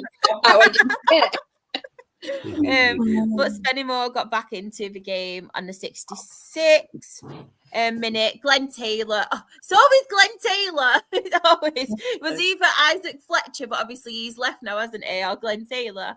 Got a goal back. He's on 199 goals now. Then Rob Ramshaw got the equaliser on the 78th minute, and it went to a penalty shootout. Boston doesn't like Brad James, Moore's goalkeeper. He's put in brackets. He saved 2 penalties in the away league game last season, but this time he saved 3 of the penalties and we won 3-1 on pens. We have Sutton away in the next round now. It really did make me laugh, though, because he was manifesting Chris to get Rochdale, and I was like, no. And if they beat us, I could not go with that. It was good for Sittingbourne to get through as well, because obviously we know they're the lowest ranked team. Yes. They're in the Isthmian League. Like, fair play to them. I don't know who they've got in the next round, but hopefully they can keep it going, because you don't get a lot of money for the FA Trophy whatsoever, but for don't get much exposure as well. Yeah. They might get more local people coming out to watch them, and they might get more fans out of it. Definitely. And like you said, it's a trophy, and you think like teams like some of the people in here and still in there, they might not have ever seen their team win a trophy. So I think it's just brilliant. And the trip out of Wembley as well, if they could get there. I could hear myself then. I don't know. That scared me. Ew. Can we not talk about Tuesday? We will be talking about Tuesday, but not just yet. Sittingbourne got Aldershot home in the next round. They did. In the chat as well, Sean, isn't the FA Trophy and FA Vars final played on the same day? Yeah. Yeah, it is, isn't it? It's called League Day. You get a ticket for both matches. Chesterfield 5, Doncaster 2. I'll answer that question in a minute, Ryan. Just on, I know everyone, you're too quick for me. Bear with me. You know what I'm like. But yeah, just on the Dale game, we started off really, really well, to be fair. Cairo Mitchell obviously got both goals. He linked up really, really well with Jido Keke, to be fair. Obviously, you know him really well from Stockport. Great assist from him. We started off really well, could have got more. And then obviously, typical Dale. We settled into it, went 2-0 up, and then we let Worthing come at us. I don't know if anybody has seen Worthing's goal, but our keeper was off the line. One of their players got a free kick in their own area, and yeah, it just absolutely levered it. It went over our goalkeeper, but it was an absolutely fantastic goal. Sam Waller did get caught off guard there, but I can't really fault him. He's been brilliant for us since we had him. We've got him on loan from Burnley. I did speak about him a little bit last week as well. But yeah, there's not really anything I can really talk about that game. I think I pretty much said it all. But one thing I did want to kind of say, because I've mentioned it quite a few times on this podcast, I don't like kind of getting ahead of myself with Rochdale, and I wanted to give Worthing credit where credit's due, because I know obviously me and Ben spoke about them a lot on last week's podcast, and they did go top of National League South. I know it's very different now with how close it is. They've obviously got game in hand as well, Worthing, but what a very good team they are, and the style of football that they play is a very attractive style of football. And for someone in the National League South as well, and even in the National League, to try and adapt and play that kind of football, I think is brilliant. And I know we will get onto it a little bit later, because I do want to ask everyone's opinions about what's come out about some of the, well, all of the National League North, National League South teams coming together to try and get the free up rule. I will come on to that, but I think just the standard of football that these teams are playing at the minute, I think is absolutely magnificent, and very, very good team with a very good bunch of players. And I know with Worthing in particular as well, I think it's York who have scouted some of their players recently. I think Felix was from there. I think Ollie Pearce, was he at Worthing at one point, or was it Maidstone? I can't remember. But a lot of these National League teams, and even beyond them, are scouting these players from obviously National League North and South, and they've got some hidden gems in there. So I just wanted to kind of give credit where credit's due for Worthing. Very good football inside. But yeah, we will come on to obviously National League. So any standouts for anyone? I'll leave the floor free for anyone to kind of mention it, and I'll chip in as well. Are we allowed to mention Rochdale or not? Yeah, of course we can. I'll speak about, do you know what? I'll quickly talk about Dale now. Started off very, very well. Like the first 5-10 minutes, I thought, oh my gosh, we are going to batter these. We was chances left, right and centre. I think it was Cairo who missed a chance. I think Devante as well missed a chance. And then it was kind of, the first 10 minutes were brilliant. And then, yeah, it was crap after that from a Rochdale point of view. Oldham, to be fair to them, they didn't have to get out of first gear. They scored the goal. It was Fondop as well from a long throw, and then obviously it came from the set piece. Fondop obviously does what he does best, and then after that, they didn't really have to do much. They challenged our keeper a few times. Sam Waller, I thought, did very well. I know Sam Beckwith got player of the match, but I think Sam Waller should have got it. I think he was our best player by far.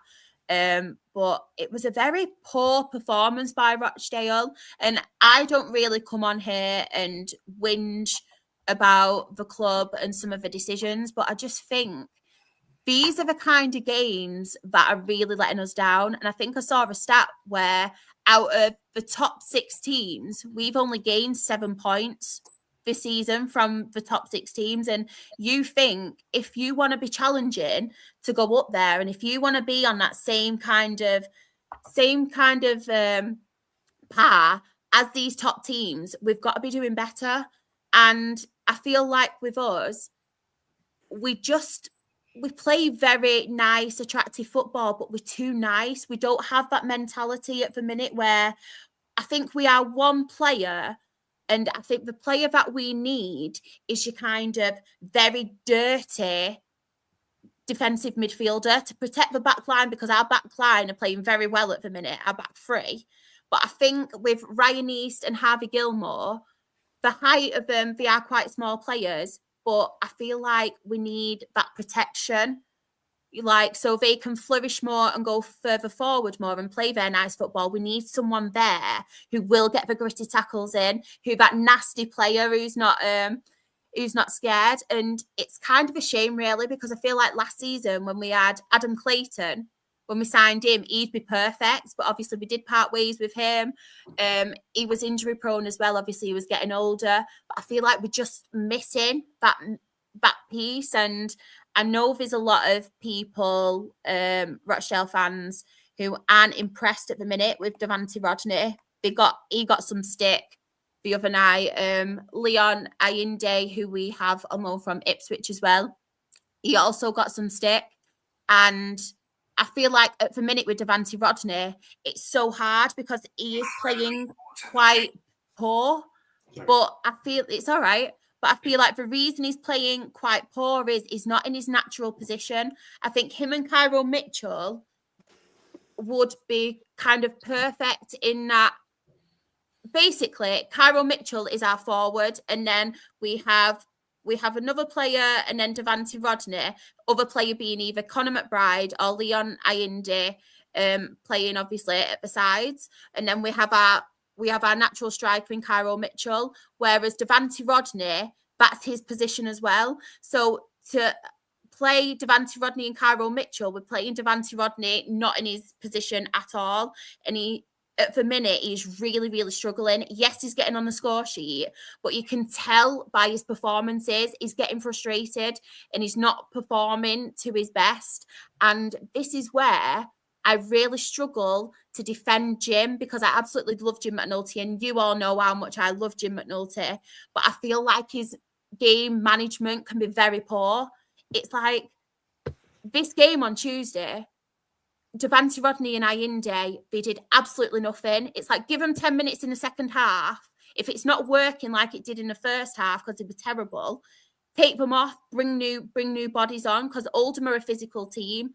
We cannot handle these physical teams. So we need physical bodies and people who will obviously allow us to kind of we just needed fresh faces, really. And anyway, it waits until I think it was the 70th, 75th minute, takes him off, and it brings Conor McBride on. Yeah, do that. I'm all happy for that. And Taryn Alarakia, who the game was crying out for. We needed Taryn. Brought them on. We did better. But then, 3 minutes from full time, it brings the GOAT Ian Henderson on. And it's like, this game is crying out for Ian Henderson.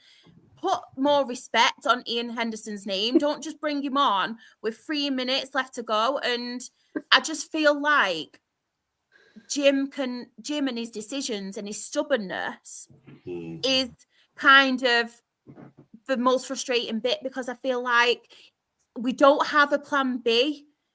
We against other teams where we can play our attractive football and stuff, we really flourish and we're a very good team. But once we are up against these physical, more boisterous teams like your Oldhams, like your Solihull Moors, even Ebbsfleet this weekend, we've got Ebbsfleet at home, even those kind of teams, we've really struggled. But the thing what really worries me is we just have no plan B whatsoever. And I think this will be the cause of us not going up and maybe dropping out of the playoffs doing this. And if I'm being quite honest, I don't think we're ready for promotion. As much as it would be amazing to get playoffs, I do not think we are anywhere near ready for promotion, because I feel like we're just lacking something up there at the minute. Yeah. I feel like you're right as well. You do need in that league. Obviously, I remember from when we were in it, you do need a bit of a shithead that's going to just absolutely get stuck in and be really physical. I don't even mean that in an offensive way. I mean, no, it's not. It makes such a difference as well in that league.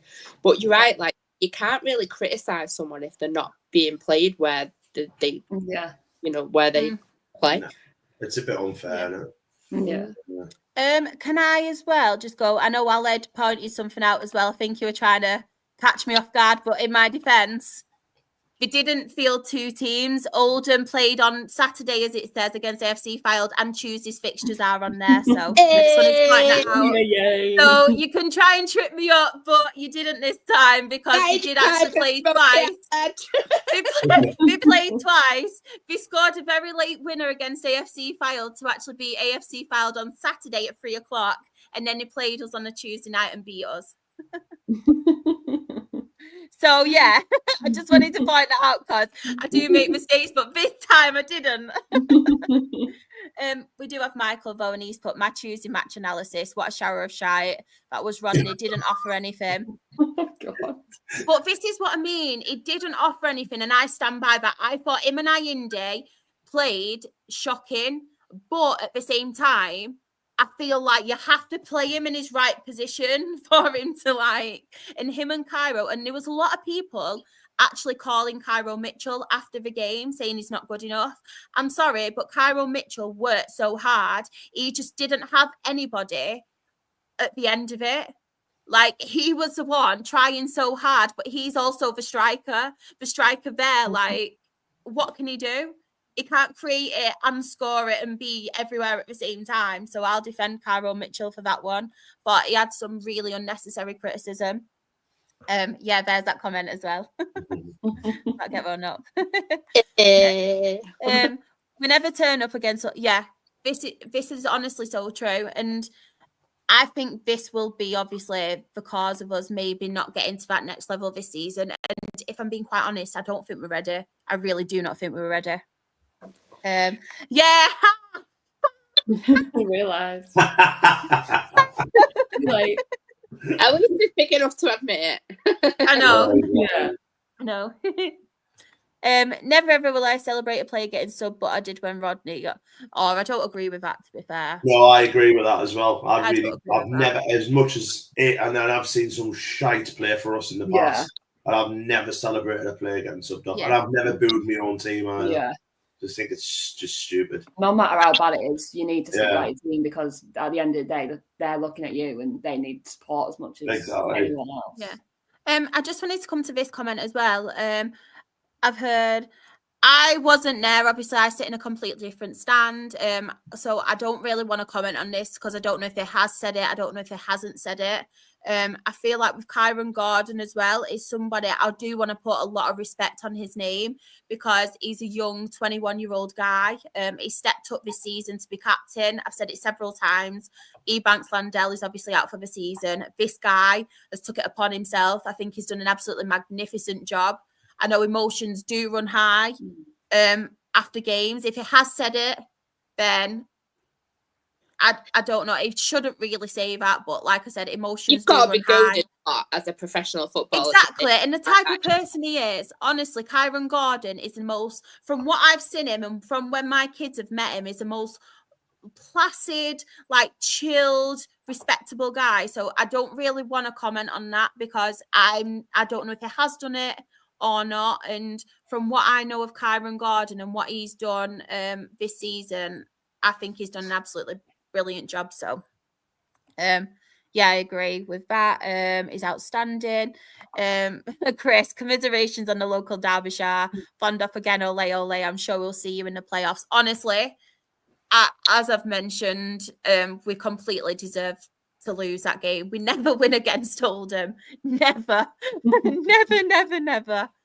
And Sam has put, hey team, sorry I'm late. And my daughter's Oh no. I hope she's okay. Get well soon. Obviously, we will have a quick look at some of the other games really quickly. So, FC Halifax obviously beat Ebbsfleet 2-0. Ebbsfleet are really struggling, but as I mentioned, they do have us at weekend, so they'll probably get a result against us because we never beat Ebbsfleet. Whether it be a draw or a win, we never beat them. Barnet obviously getting a great win against Tamworth. Wealdstone, I think that's a really, really good point against Solihull Moors, to be fair. Managerial changes as well. I do. Matt Taylor from Wealdstone obviously did go to Solihull Moors, so he was playing again. He was managing, his new team against his old team. York as well, back to winning ways. They've had a little bit of a blip at the minute, haven't they? So massive result for them, considering obviously Barnet are a good few points clear at the top. AFC Fylde, I know we do say that we're not overly keen on them on this podcast, but you can't fault that win obviously against FC Halifax. I thought they were very unlucky against Oldham as well at the weekend, so a massive win, especially away from home. Oldham beating us, I think that's very fair result, as I've mentioned. And then Tamworth obviously beating Wealdstone 1-0. So the table, National League table, we have Barnet who are top on 63 points, Forest Green Rovers a second on 59 points, York City a third on 57 points, Oldham Athletic a fourth on 51 points, Gateshead are 5th on 49 points. FC Halifax Town are 6th on 45 points. And then Rochdale are 7th on 42 points. You're still there, Shah. You know, all the doom and Yeah, gloom. of course. You're still there with You games win in them hand. 3 games in hand, you'll go 4. Yeah. Honestly, it's one of them. I'm just taking it as it comes at the minute. Like I've said, I don't want to. It's the first time I've really come on and said negative stuff, but I don't think it was overly negative. I think it was necessary, and it's just things that I have noticed, you know, being up against the fans. And I feel like with Jim, I don't want to call him, but as I've mentioned, there's just no plan B at the minute. Yeah. And there's a difference between being negative and being constructive as well. So I know what you're like. I don't need to feel bad about being constructive. Yeah. I feel like it's part of the parcel with him as well, because he is an up-and-coming manager. So obviously he is going to learn, and obviously with the players that he's got. So like I said, as much as it's frustrating, I feel like I do have to point these things out. Sorry, Jim, if you are watching, because I know you have watched this podcast before. He's actually told me himself. I know what the awards last season. So if you are watching, Jim, I'm sorry. And Devante Rodney and his missus watched this podcast too. Oh, God. Yeah. You've not said anything bad about him. You said that. No. Yeah. You know me. I get over. No, that's why I was like, you're not being negative, you're being constructive. And then obviously at the bottom of National League, Wealdstone are 21st on 26 points. Maidenhead United are 22nd on 26 points. Boston United are 23rd on 19 points. And Ebbsfleet United, these guys are bottom of the National League table on 12 points. We'll quickly go now to National League North. So, any standouts for anyone? I mean, I think that's a brilliant win for Hereford against Brackley. Brackley have been on the up recently. Hereford, I know. Hereford. I was waiting for it. They've obviously been a little bit inconsistent as well as of late, but I think that's a massive win, and that is my standout. That's my standout because I know Anne has got another standout on the way next. Come on, DJ. What a result! Manager as well, haven't they? Yeah, they've won what I think. I can't remember how they got on last. They were drawing last time I seen, but 2-1 win over Warrington. There we go. You know, get in, Needham. Come on, Needham. The comeback's on. The fight for survival starts here. And even updated us in our WhatsApp group about this the other day. That's how passionate he is about it. I've got them, they're one of me pinned teams. So, I've got obviously everyone who we all support in the chat. So, obviously, African, Morgan, Stockport, Rochdale. Yeah. Maidstone, literally everybody. And then I've got Needham Market and Home Church as well. But I'm all obviously, get in. Come on, Needham. Do you reckon he just couldn't handle the win and that's why he quit straight after the game? Do you reckon he thought, I'm not used to this, what do I do? He's obviously got another job, hasn't he? It's Kevin Horlock, isn't it? Who's, He's obviously got another job. And to be fair to him, considering, Needham have got they've got no money, they've got the lowest budget in the league, everything like that. And they're punching above the weight, we laugh about it, but they're punching above the weight. You get a really good win like that. I reckon he's probably got another job lined up. But where he said it was personal reasons. I think he might have said personal reasons, but personal reasons could be I'm personally in because I've got another job. It's up to him, you know what I mean? But yeah, fair play. Like to see him off in style. To be fair, so got to be over the moon with that, haven't they? Aye. I'll let us put as well, Peterborough Sports, you had one job. Chris has mentioned as well, Chester are on fire. Yeah. Lucas put, I hope Chester come up because we somehow don't go up. We can beat them because they never win against us. There's a time, Luke, and stop bragging because this time will come and bite you on the backside. That was a brilliant result for Marine as well because they're second bottom in the league. I think they came off the bottom, did they, because of... Oh, I don't know. It's between them and them at the bottom anyway. But I know that Leamington had a player sent off, didn't they? Was it Yeah, really, we did. really early into the match? Can't remember when, but I want to say even like as soon as like the 20th minute or something. So they had a lot of play with a man more. So, I mean, you still got to take advantage of it, but it's a good win away from home for them that'll probably go down. Just on Leamington as well, I actually really feel for Leamington because I think they've been on a bit of a downward spiral at the minute, but they have lost quite a few players. I know a couple have gone to EFL clubs. I think Shrewsbury sound one of their young up and coming prospects as well. So yeah, I do really feel for obviously Leamington because I feel like they've kind of suffered a little bit recently. One team as well. What's happening, Jen? What is happening to Southport? I feel like Morecambe are doing well and then Southport do bad. It's like I can't have both teams doing well. It's just not on, is it? I think this was for you as well, Claire. Walker did get sent off on the 19th minute. Great observation. Love it. And then obviously Jen. They won on Tuesday night. But you've lost. Yeah, I told you. You can never win together. It's one or the other. You can't have both. It doesn't work like that. Not in my sport world. He giveth with one hand, he taketh away with the other, innit? Yeah. So yeah, Alfreton 0, Southport 2, Brackley Town 2, Needham Market 1. Wow. All good things don't last forever, Char. Don't worry. Exactly. Bloody hell. No, we're winning that as well. Charlie 3 and Buxton 0. Another great win as well for Oxford City after their FA Trophy win. They beat Marine 1-0. Peterborough Sports beat Farsley, bless Farsley, obviously 2-0 loss to Peterborough Sports, and then they got beat off Alfreton 4-1 as well. They're really struggling at the minute, aren't they? I know Neil Redfern is there at the minute as their manager, ex-Leeds player.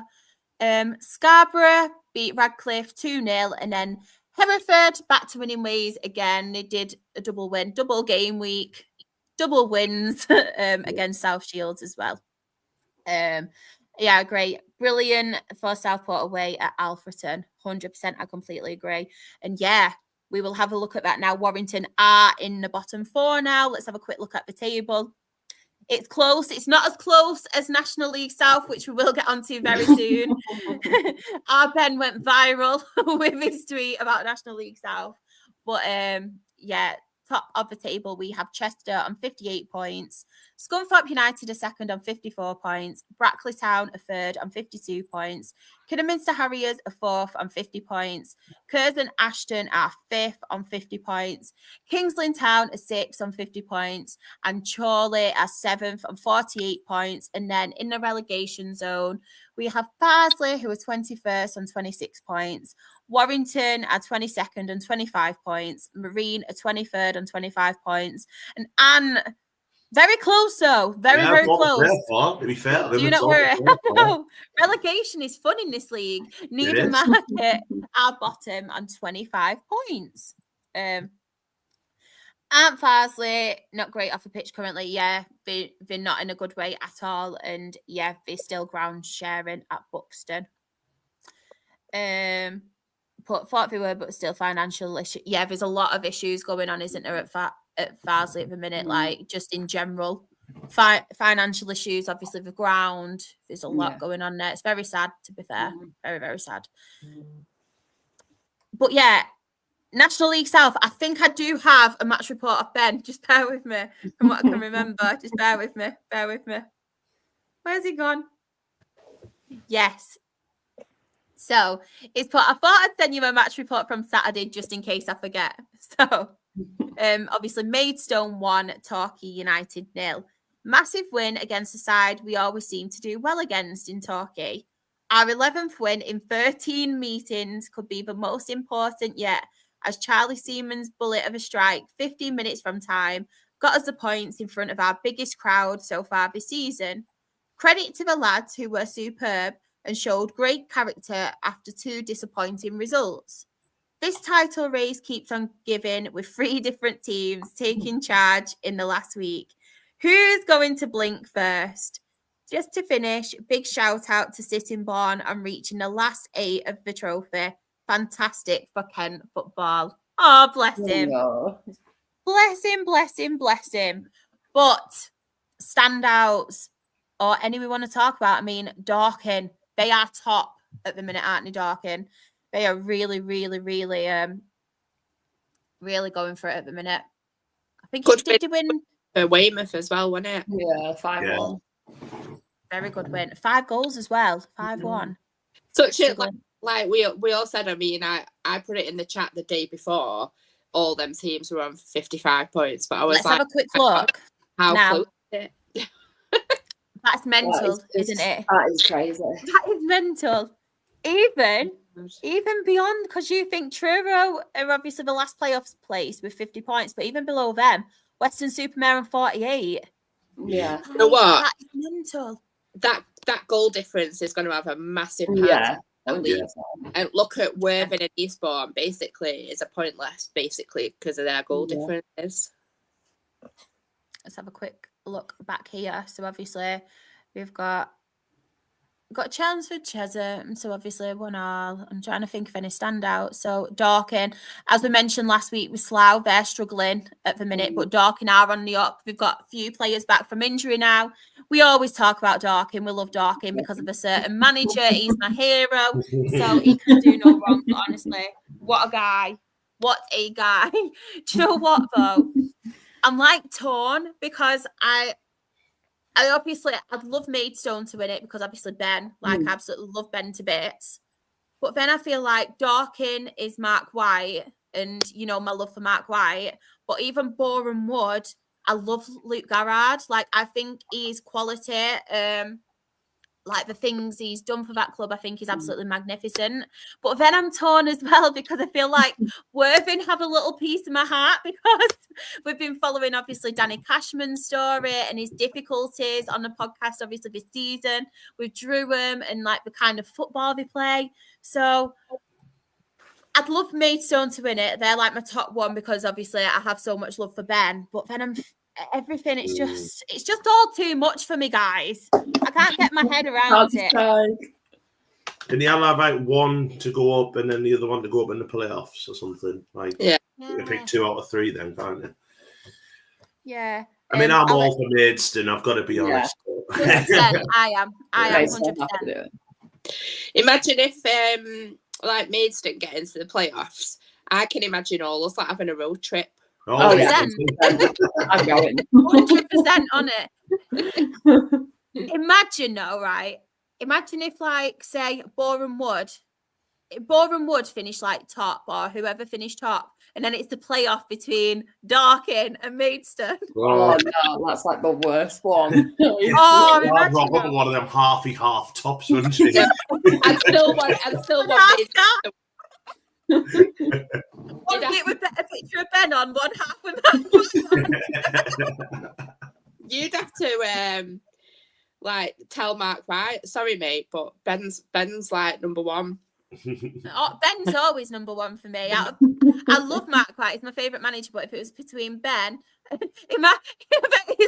bet Ben's like, oh God. Between Ben and obviously Mark White, I pick Ben. I would pick Ben. My love is with Ben. I would definitely pick Ben. We know that.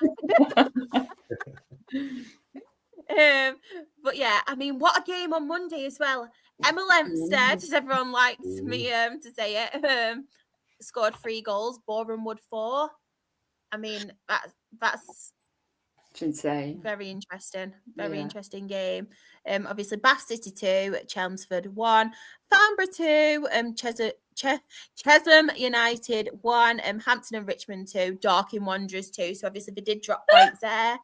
And then Hornchurch 2, Tonbridge Angels 2. I've got hiccups. So top of National League South. It's not very good this week. Anybody who has come in for National League South, because Ben isn't on. He's our National League South guy, but he will be back hopefully next week. But top of National League South, we do have Dorking Wanderers on 56 points. Boreham Wood are second on 55 points. Maidstone United are third on 55 points.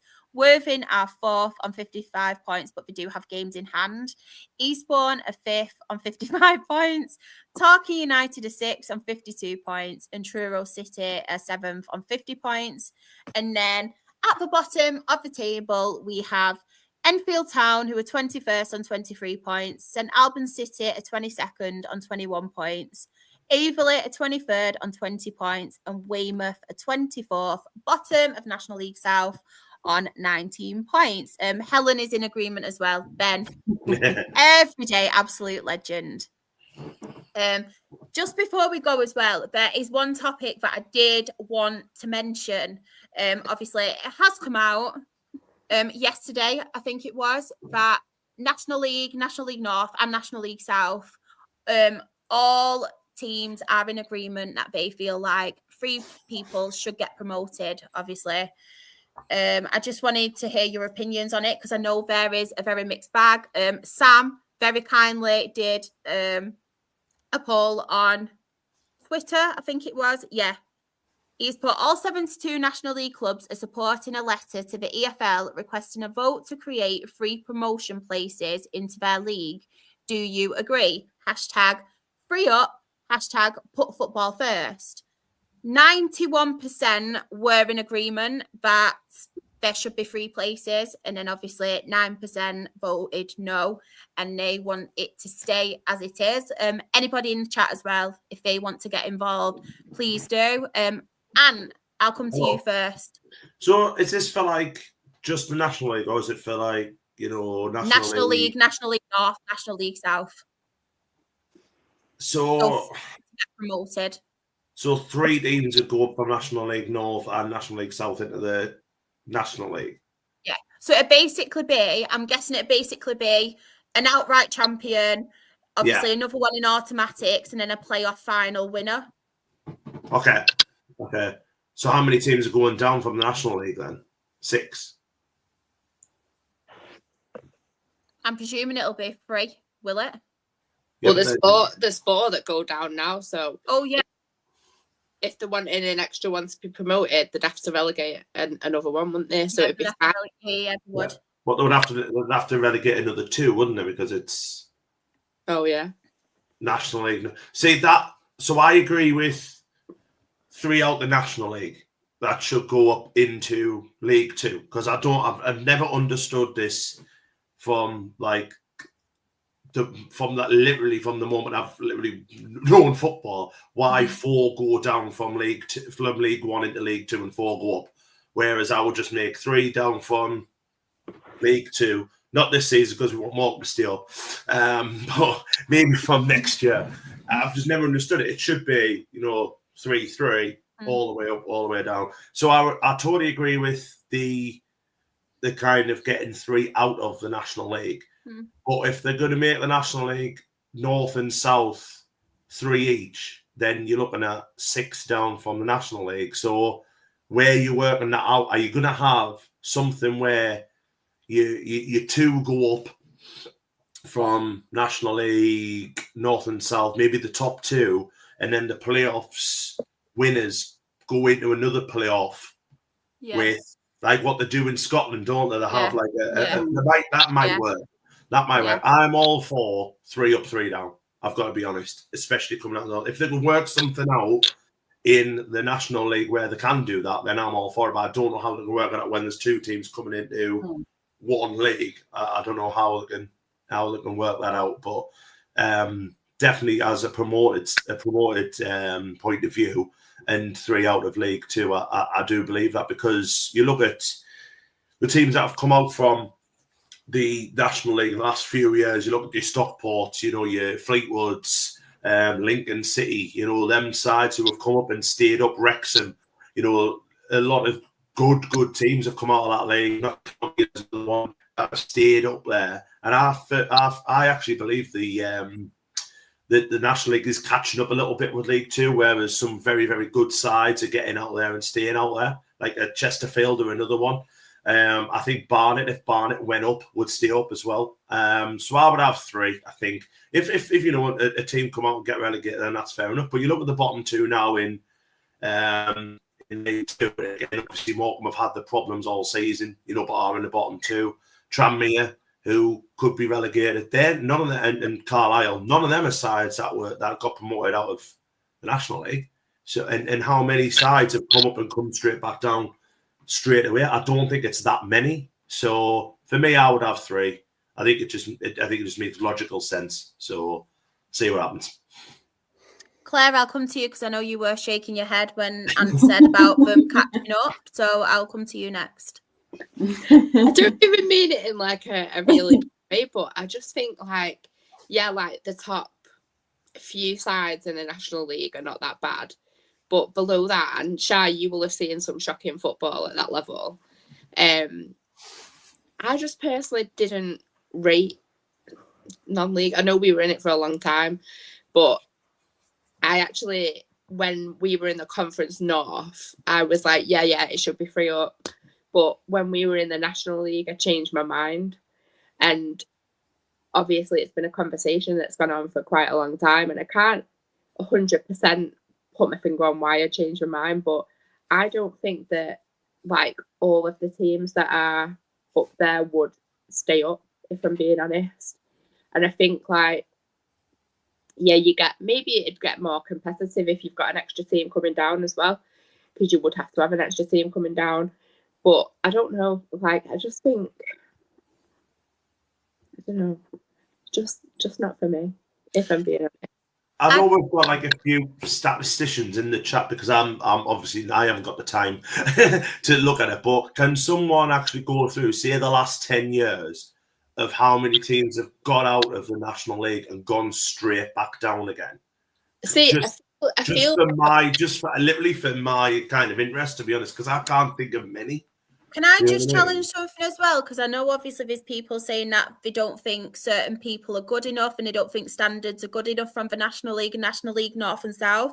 But I feel like a lot of the EFL clubs at the moment are poaching a lot of players from National League, National League North, National League South. Half of our squad is National League players. Yeah, not just that, not just players, but managers. Coaching staff. So I do get the argument. Good point. That is a good I do get the argument of, I don't think certain teams are as good. And I do kind of necessarily feel like, from a point of view, maybe you people who are, and I think a lot of people will suffer the ones who obviously aren't full-time football clubs, but maybe this exposure and this kind of thing will maybe get the ball rolling, because I feel like National League football is growing at the minute. I feel National League North and South could also grow. Obviously, people are giving them the platform and it is becoming more competitive. So in that aspect, because I've seen a lot of people online who are for it, but then some are like, well, I don't think this team's good enough or this player will be good enough. But then that was my argument. You're saying the players in National League and beyond that aren't good enough, but why are you EFL clubs coming to our league to poach our players and managers? Obviously, they are good enough if you are doing that. So... Yeah. I do get that point. I think the other way as well, looking at it, if it did happen, is that I think it used to be a pretty small gap between National League and League Two. I think it's got a bit bigger. I'm not saying it's got massive, it has got a bit bigger, because the style of football that I used to watch in the National League is not what you see in League Two anymore. But I think the National League's improved as well. But what you'd probably say is it becomes even closer again. So it gets more competitive, and maybe sort of, I think a lot of players now towards the end of their career are not afraid of dropping down to a lower level, whereas before they probably didn't. So I don't know. Like it obviously, if it happened, but it's just not for me. Just not for me. I can see the positives of it though. I just feel like it's very unfair, because I feel like when you've got people like 4 teams getting promoted and 4 teams in League 2 and League 1 getting obviously promoted and things like that, I don't think it's fair on obviously the National League clubs. And I'm not just saying it because Dale are now there. I've thought about it for a good few years now. Why can't that happen? And I think it's so hard to get out of National League. And I think that's why so many teams are struggling, because you think now, if they can do that extra position and have the competitiveness and things like that, you could bring a whole new audience to National League. You could even bring bigger gates and things like that, because obviously it's more competitive. I feel like teams who are going up are obviously being able to stay up as well. Look at Bromley this season. Obviously, I know Chesterfield have got money. You've had Barrow in the past. There, obviously, I know a lot of it was Pete Wild as well, but Pete Wild came from National League. Like, a lot of their players came from National League. It is getting better. I know people are saying the standards and stuff, but you think now, and I've just credited Worthing for doing it, We Play It. I think a lot of the teams, even down below in that league, they're trying to play the modern day kind of football. I know, obviously, I think football's adapting as a whole, whether you're a grassroots team, whether you're a Premier League team, whether you're an EFL team, a National League team. I think a lot of managers now, if you're getting drummed into the head to play that modern day kind of football. So I don't think it matters what kind of like league it is. And I just feel like it will really help the football pyramid as a whole as well. I genuinely really do. Because obviously it'd have to be in agreement with the Football League as well. I was gonna come on to that. Would like vote for it, because I feel like they wouldn't. I don't think they would. If you asked any Morecambe fan now, if you wanted to go 3 up, 3 down, it would be a no from us, because if it was, we would have been down years and years and years ago. Yeah. Because there's only 2 going down in League 2 at the minute. We're very lucky to still be in this league. Like, I think if it went to an EFL vote, I don't think many would be in agreement. Maybe the top half. I agree with that. And I'm not saying this because it's like I say, because we all want more of this stay up this season and everything like that. But what a team's afraid of, you know what I mean? An extra one going down. What are teams afraid of? That, you know, teams are going to come up, like, you know, we mentioned it before, Chesterfield, your Notts, your Stockports and all that, are going to be better than. Well, that's fair, and that's football, isn't it? You know what I mean? Another point is, and Sam's made that point there about Notts County, they were on, 100 points, and they didn't win the league. And that would have been an absolute travesty if, and luckily they went up in the playoffs, because that would have been an absolute travesty if they had not gone up. And imagine if they didn't go up. And so, you know, because I think they were like a goal away from not. I think they were like quite close in one of the games in playoffs where they were. I know it is that did it. Yeah, and I think the other aspect to it is like the teams that have come up, and obviously I'm including us in it, and our managers, our owner has spoken completely honestly and said, to get promoted out of the National League, you need to throw a load of money at it. Like, we literally threw the money at getting out of it. Wrexham threw the money at getting out of it. And to a point, I think Notts County did as well, because some of the players they paid a lot of money for. Do you feel like it'd leave teams behind as well? Because do you not think that if more and more clubs are throwing money behind it, or do you think that it would take that away? I think, you know what? I think it's the same in every league that will go that is in this pyramid, right? You look at the Championship, for instance. Now, Leeds have thrown money at the Championship to get out, and are probably going to get out. We've spent a lot of money, or have signed players on loan with View, have paid a lot of money for.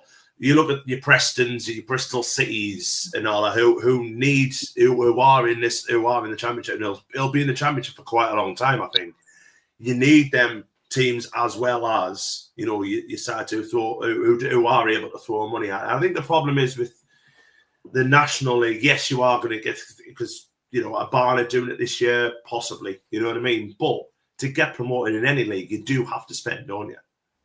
You know what I mean? You do have to put some money. You have to go, this is our time, this is our turn to have a right go at it. You know what I mean? And we're going to...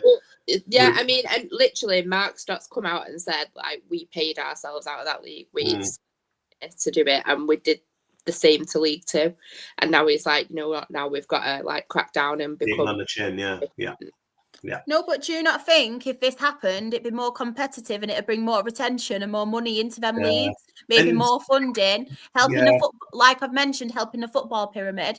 But I know people are mentioning as well, like, the EFL don't want to agree to it and a free up, free down. But say a team like Morecambe, if they were to come down, it'd be a lot more easier to come back up if they were 3 teams because it's bloody hard work now. As much as it's the money side for us. Like we are at the bottom of League 2 because we have no money. We got into the National League, we wouldn't be able. We were the same. We were exactly the same. Unless we're sold, we wouldn't be able to get out of that league. And again, just on the football side of things, and I don't watch much National League. You know what I mean? I try and watch the one that's on free on a Saturday night, but but I watched a few games this season and last year in the FA Cup, especially. You look at Tamworth about 3 weeks ago against Spurs, took Spurs all the way. Tamworth weren't playing long ball. Tamworth were playing football against Spurs. They were playing, they took Spurs, head to head. Yes, it's a one-off game. You look at Maidstone last year getting all the way to, the 5th round of the FA Cup. Weren't playing long ball merchants against Ipswich. I watched that game for the whole 90 minutes. They were excellent. Yes, the bar, look at them, but they were playing football. I get there's some teams that do that, but there's some teams in every league in every country that'll play long ball because it's just a way the setup, it's the way the manager sets them up. You know what I mean? Sam Allardyce made it a living out of playing long ball football. You know what I mean? So it is what it is. But I think it's a conversation that it's the same with it's kind of the same with this whole thing that's going on in America with Donald Trump wanting to take over Gaza. He can talk about it as much as he wants. It won't happen. And I think this is the problem with the National League. They can vote for it as long as they want. We can also say support it, but I don't think it'll happen because I don't think the Football League will vote for it because I think it'll end up being where the sides are near the bottom. Like the sides who might end up going down next. You look at your Aggie Stanleys or something like that who have had so many seasons down there and it might be their turn. Or your Carlisles, or if they manage to stay up, or your Tranmeres, and they go, well, hang on, if it's one more, we don't really want to do it. You know what I mean? Because we know we're going to struggle this season. Harrogate United. Maybe, on the flip side of that, if they feel like they're in very big issues, like if they think shit, this could be the time now where we are actually struggling, maybe we will go down at some point in the next few seasons. Maybe we will vote in favour because then at least we can try and get back up again. It'll be a lot easier to get back up. And sometimes it, as much as it hurts, because obviously we've done the double drop, we've been relegated, we're on our way back. Sometimes teams do need to get relegated to get back to where they were. You know what I mean? Get rid of all the the flamboyant crap that your football had. You look at Ipswich, for instance. Ipswich probably needed to completely re-evaluate themselves and redevelop themselves as a football club. Got themselves back out of League One, did the double promotion. Look at them now in the Premier. Yes, they're struggling in the Premiership, but look how well they're doing. You know what I mean? Your Luton Towns are probably the same. Sometimes teams need to go down to find that reinvestment, to find that new ownership or whatever, and then come back up again. I don't know. I just don't know. But I just don't. I think the problem is, I think that the Football League themselves are scared for it to happen. No, I do as well. My points, obviously, as I mentioned, because I've been quite an advocate for it for a while. It's not obviously now. I don't want people to think just because we're in National League, because I don't think at this moment in time we should go up because I don't think we're ready. And I'm not saying that.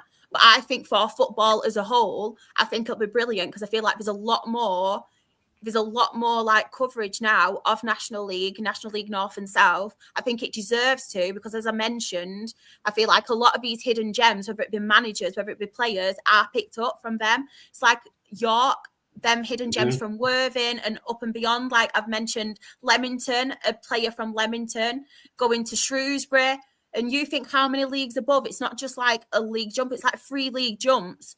Like that I think is fantastic. Obviously, you've seen like Con Clark last season from Altrincham go to Peterborough. I know they're not doing the best, but you've got these players. From Wigan at the minute. You look where he's come from. Exactly. The biggest example of it is Jamie Vardy, isn't it? Exactly. Vardy, Harry Kane's gone through it. Ollie Watkins have gone through things where they've gone like from, I don't think it was non-league, but EFL, and then travelled the way up. And I feel like everybody deserves a chance. But I feel like with National League as a whole, it deserves a chance to obviously grow like all the other leagues are growing. And I feel like it does deserve money and stuff to be pumped into National League. But the thing that I did want to speak about, and I'm very, very like thingy about, because I don't want it to be the case of, because I know a lot of people were like, oh, but National League teams, if it gets to a point where it's agreement, they can get all their players in now before and get ready to then jump to the EFL. I think rules and regulations need to be in place, like pretty much the same as or similar to EFL clubs as well, because I don't think it's fair the fact that obviously National League teams, if it does get voted and it does happen, can then spend above and beyond like the financial fair play and things like that. I don't think it's fair that we could obviously do that, build for the EFL and then obviously kind of go on. I think there needs to be some kind of agreement where EFL and National League in that aspect need to be quite similar. So we're not obviously, you know, kind of thingy, but I just think it needs to happen, or something needs to happen, because I just think it's so unfair that only 2 go up, and then you've got your League 2 clubs and obviously League 1 where it's all different. Like, why does it have to be so different for these lower clubs? Because I feel like National League and below that are getting bigger and better now. I think football as a whole are getting bigger and better because there's so many eyes on it. Even people like us, we're bringing attention to them kind of leagues now. Do you know what I mean? Everyone's talking about them. So I am very passionate about it. I know it probably won't happen, but I just wanted to have my say on, obviously, the matter. I will go to the chat as well. So you should. It's an important thing to talk about. It's a big thing. Yeah. I agree that I think the National League needs to be on TV more. I don't understand why it's been put on a paywall behind his own. I think that is atrocious. I think it should be on Sky Sports or something like that, because I pay for his own personally for the NFL, and it cost me £150 a year to watch NFL. So God knows what it costs the National League to watch. Do you know this is true. This is true. And I think BT Sports did such a lot of work on raising the profile of National League, and it is in danger now because of obviously the rights being dropped or took elsewhere. It is in danger of becoming less spoken about again, and that's sad. They've done such a brilliant job, and some of the pundits they had as well doing the matches, like they could easily make a dedicated channel on Sky or BT for the National League, and people would watch it. Like, I'd happily choose a National League team than watch a Premier League game any day of the week. 100% agree with you. I just don't understand why it's been put behind a paywall at DAZN, because I think DAZN's pricing is absolutely atrocious, and I regularly pay it every year, so I know exactly what it's like. And you've got to look at what Sky Sports Plus has done to bring out, what's happening in the Football League now. You're getting Morecambe on a Tuesday night, getting to watch, your team. Away from home or games you can't get, you can still get watching on the telly. I've watched a lot of Bradford this year just for deeply. You know what I mean? Being watching a lot of Bradford on Tuesday night when we're not playing. It's mint. So if they could do that and include the National League as well, it just brings so much more money and then a bit more notoriety. And as Sharp put out before, there's some bloody good footballers in that league. Really good footballers who... It's like us. Our best player is Tom White. He was literally from non-league, and he's now playing for a League 2 club. You look at half of our team is National League, because that's all we can afford. Half of them are incredible players, and I definitely agree that National League needs more coverage, 100%, because if I could watch it, I generally would, but because it's behind a paywall, I just think it's ridiculous, and it should either be on BT or it should have a Sky Sports app, because like you said, that Sky Sports app is great for Tuesday night games when I'm at home and I'm able to actually watch the game and not just pay attention to my phone and see what's happening. I can actually watch the game and see what's going on. No, I completely agree. And I just wanted to get my point across about the players in particular, because I've seen so many people, and I know they don't mean any harm by it, but say the difference between Football League and National League. And I get that. You get that with anywhere between all the leagues, where some players are obviously outstanding. You get your ones who are good. You get your other ones who are obviously struggle. But I feel like it's always, oh no, there's a big difference between Football League and National League, and there's not, because you think how many are getting poached now. Yeah. And this is why I wanted to really get my point across and give examples, because I feel like there might be a difference between some of them. I think that you get that every day in life, don't you? Where there's differences between who can do a job better than a different person. I get that through experience. Do you remember those, Shah, when back in like the early 2000s, probably late 2000s, the FA Cup days, where you would get on the BBC where I would always remember this. It was when Newcastle played Stevenage. It was about 98, 99. And Stevenage drew with Newcastle. Stevenage were like down in what was the Vauxhall Conference back then. And they were like, well, Stevenage paid an apple and orange and a Twix bar for this striker. They didn't pay much money for him, and this striker ended up scoring. But they were all like, they all made a massive thing to say, well, this lad's a plumber, this lad's an electrician, this lad's a banker. And I think that's where the kind of mindset with a lot of people who go watch National League. Think it's literally just a league full of people who go work 9 to 5, and it isn't anymore. You know what I mean? It has improved, as you've said. Yes, there is still the non-league sides who aren't professional, but there is a lot of this now who are our professional teams, and I think that's where sometimes a lot of people just get a bit ignorant towards it. That these are actually professional footballers now. I was shocked the other day when I found out that Maidstone the other week, about Maidstone full time. In the National League South, like that's pretty rare. Yeah. But I feel like as well, even the ones who aren't full time at the minute, and I know they have their everyday jobs, but I feel like even they're getting better. Like everything's getting better, and I think that's just how football's evolving, because there's so many people watching it. There's so much money that's getting pumped into it as well. You think, I know York have got money, but the way they've managed to buy Josh Stones from Wigan for that substantial amount, and I know it's stupid. I know you think, it's stupid, like obviously a National League team doing that, but the money that they have, and I know it's not all teams. I know there's obviously some teams who obviously don't have that. It's like even us. Everyone's thinking, billionaire owners are going to spend money. We've not spent money on a player this season. Like every player we've got has been a free transfer or a loan, because they want to obviously do the bigger picture and kind of work on things first, like off field, like getting a training facility. Like obviously we've got things with our pitch, and I know we had a laugh about it like in the group chat the other day, but we've not actually spent money on a player, or we've not brought anyone in yet. I know obviously our transfer window's not shut. We've got till March, so we can bring anybody in. But we didn't sign anyone on deadline day to obviously the EFL clubs, because we spent money on new pitch covers. And I know we had a bit of a laugh about it as well, because I said, our new signing, we've got new pitch covers. But it's something we desperately need, because if we don't get them pitch covers, we don't invest in our pitch, we're not going to bring them players in to want to play on our pitch. They might think, I'm not going to get a game there. Like, what's going to happen with us? So I feel like it'd be a positive, not just for National League as a whole, but for everything. I think it'll be more competitive as well. But obviously, that's my opinion, and I think we've spent enough time on the matter.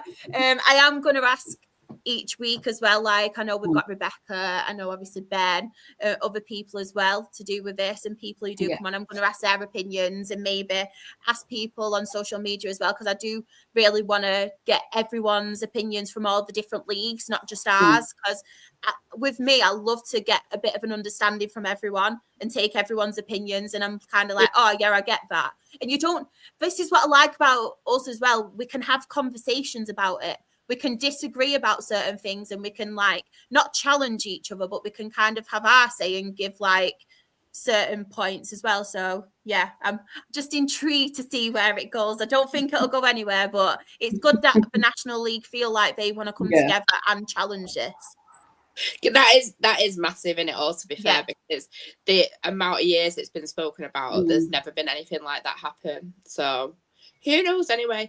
Because what you might find is, like, for example, Championship clubs and League One clubs are like, do you know what? Maybe it should happen. So it could pass theoretically, because they're not going to be scared about going out of the league, are they? If they're at the level. And maybe it gives players a bigger platform to show themselves on. I don't know. I just definitely. I can't tell you why. It's just not for me. No, I know, and honestly, I respect everyone's opinions. And like I was saying, like when Ant was speaking as well, and he obviously mentioned about the clubs and if they go down, but then I can see it from the other side as well. Obviously, I get Jen's point because it's a massive one. It's something obviously that we struggled with. We've obviously been looking. We've got the takeover, and hopefully Morecambe will as well. But I feel like for any other teams who are around the area now and think, oh shit, kind of thing, I think. Obviously, they won't want to go down. They won't want to vote for that extra space to go down. But if they are actually deep in trouble, that extra space to go up is also vital to them as well, because it can be so hard. And the crowds and everything as well in National League, like it's getting better and better. But some of the teams, obviously, from like down south and your lower teams who do come up and they don't really bring the crowds and the money that people lose out on from that aspect as well. Like I've seen it from a Dale point of view, where we don't get massive crowds anyway. But when you've got someone like Maidenhead or Ebbsfleet come in and they bring in like 17 people, and fair play to them 17 people, they have spent their money, they've made the effort. But from going from like your Bradfords, even like your Stockports, your Morecambes, teams like that, like with the money that you'd get and then to them. And I feel like if a lot more people saw it and became common, it was like common knowledge to them and people actually enjoyed watching National League, because people just associate National League, non-league. It's a bit like a kickabout, Sunday League kind of thing. And it's not like that anymore. It's not. Sure, I feel like doing well, post-COVID, doing well gets you more people as well, because like when we were in the National League North, there was between, like, I remember us breaking a record of an attendance in that league, and it was 5,000. Yeah. And that was for FC United, and they brought like 2,000 with them or something. So, like, I used to regularly sit there with an empty Cheadle-end, 2,000-3,000 people on average. And I feel like it's us doing well that's brought people out. But I also feel like a lot of people are shifting from Premier League teams because they like can't be arsed with the politics of Premier League football anymore, don't like the team anymore, fall out of love with football, and they're like, oh, I'll just go and see another local match. I'm not saying it's Stockport. I think we got a lot through because we were, 3 promotions in 5 years in it. But I feel like that level of success, because they say that attendances in general have gone up since COVID because people can go more. So I suppose it's about trying to capitalise on that in a way as well. No, I completely agree. We'll see what happens, won't we? I just like kind of advocating things, and I like giving it a platform because I feel like I'm able to do that. Someone might see it, do you know what I mean? But I just wanted to point out that all National League football isn't like Peter Kay, the advert where he kicks it and goes, have it. Not like that at all. I promise you. Do you know what? I mentioned to go back to the FA Cup, but do you remember when that, I can't even remember what team it was for, Sutton United won at the second goalkeeper, the substitute cup at the Pie. And it was like, he won it for a bet and this, that, and the other. And that's where, that's what a lot of people think of National League and all, you know what I mean? And stuff like that, and is what has held it back. But it is a lot better than what a lot of people, I think. And if you don't believe any of us, go and watch a game. Go and watch when there's a National Weekend on. Go and watch your local team and see how good it is. Me and a bit of a Northwest tour, didn't we? Yeah, listen to my rant as well. I'm moaning that I don't want this modern day football sometimes. I want Habit. I want Plan B from Jim McNulty. But we spent a lot of time on this, and I know that we do have to go now. So, Anne, where can everybody find you if you want more Ant in the lives? I'm on Ant_Watson on Twitter. And on Blue Sky. If you want to follow us on there, then please do, because I've got about 4 friends. And if you want to follow the Sunderland Women Fan Podcast, we are at Howie Pod. The Twitter spaces have gone quiet because of life, but we do have a new podcast dropping at some point this week. So yeah, thank you very much. Claire, where can everybody find you? Hello. I'm at Claire_Jeffs on Twitter.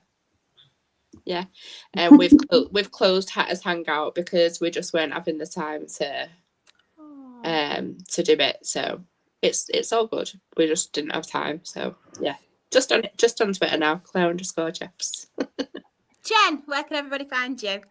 It's JenHunt_ on Twitter, Instagram, TikTok, Blue Sky, which I haven't been on in months, to be fair. I think I need to have a look. What about it until I've just said it. So Butterflies. But yeah, I'm pretty much everywhere. Pretty much same username everywhere. And if anybody wants to find me, I am SharXRAFC. That is on Twitter, Instagram, and TikTok. I'm down with the kids. I'm doing TikToks now. Oh, Christ, I'm a sensation. I'm not as good as Ben yet, but I'm getting there.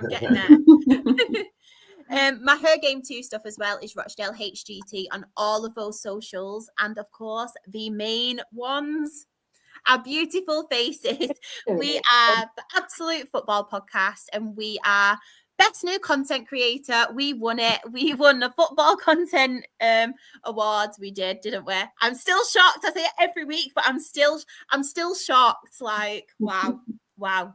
We only went for the night out and we came back with an award. We didn't even pay the judges. I mean, what's that about? But we are on Twitter, Absolute Ball Pod. On YouTube and Twitch, we are Absolute Football Podcast. On TikTok, we are Absolute Football Pod. On Instagram, we are Absolute Football Podcast _. On Blue Skies, we are Absolute Football. And on Facebook, we have an Absolute Football Podcast. We are Absolutely Premier League on a Tuesday. We are Absolutely Women's Football on a Wednesday. And then we are Absolutely Lower League, and that is on a Thursday, all at 8:30. And our Lower League show, if anybody has joined just now, we cover EFL Championship, League 1, League 2, Vanarama National League, and the Vanarama National League North and South. Thank you so much, everybody, as well, for joining us in the chat. We do really appreciate it. Ben, if you are watching at any point, happy birthday again. If you tuned in now, I did sing to you. Chris, I'm really sorry for your rap as well, but that was very good, to be fair. I'm going to go and watch that back after. But thank you to each and every person for coming supporting us each week. Hope you all have a very lovely weekend. Enjoy the football, and ta-ta for now. Bye, everyone.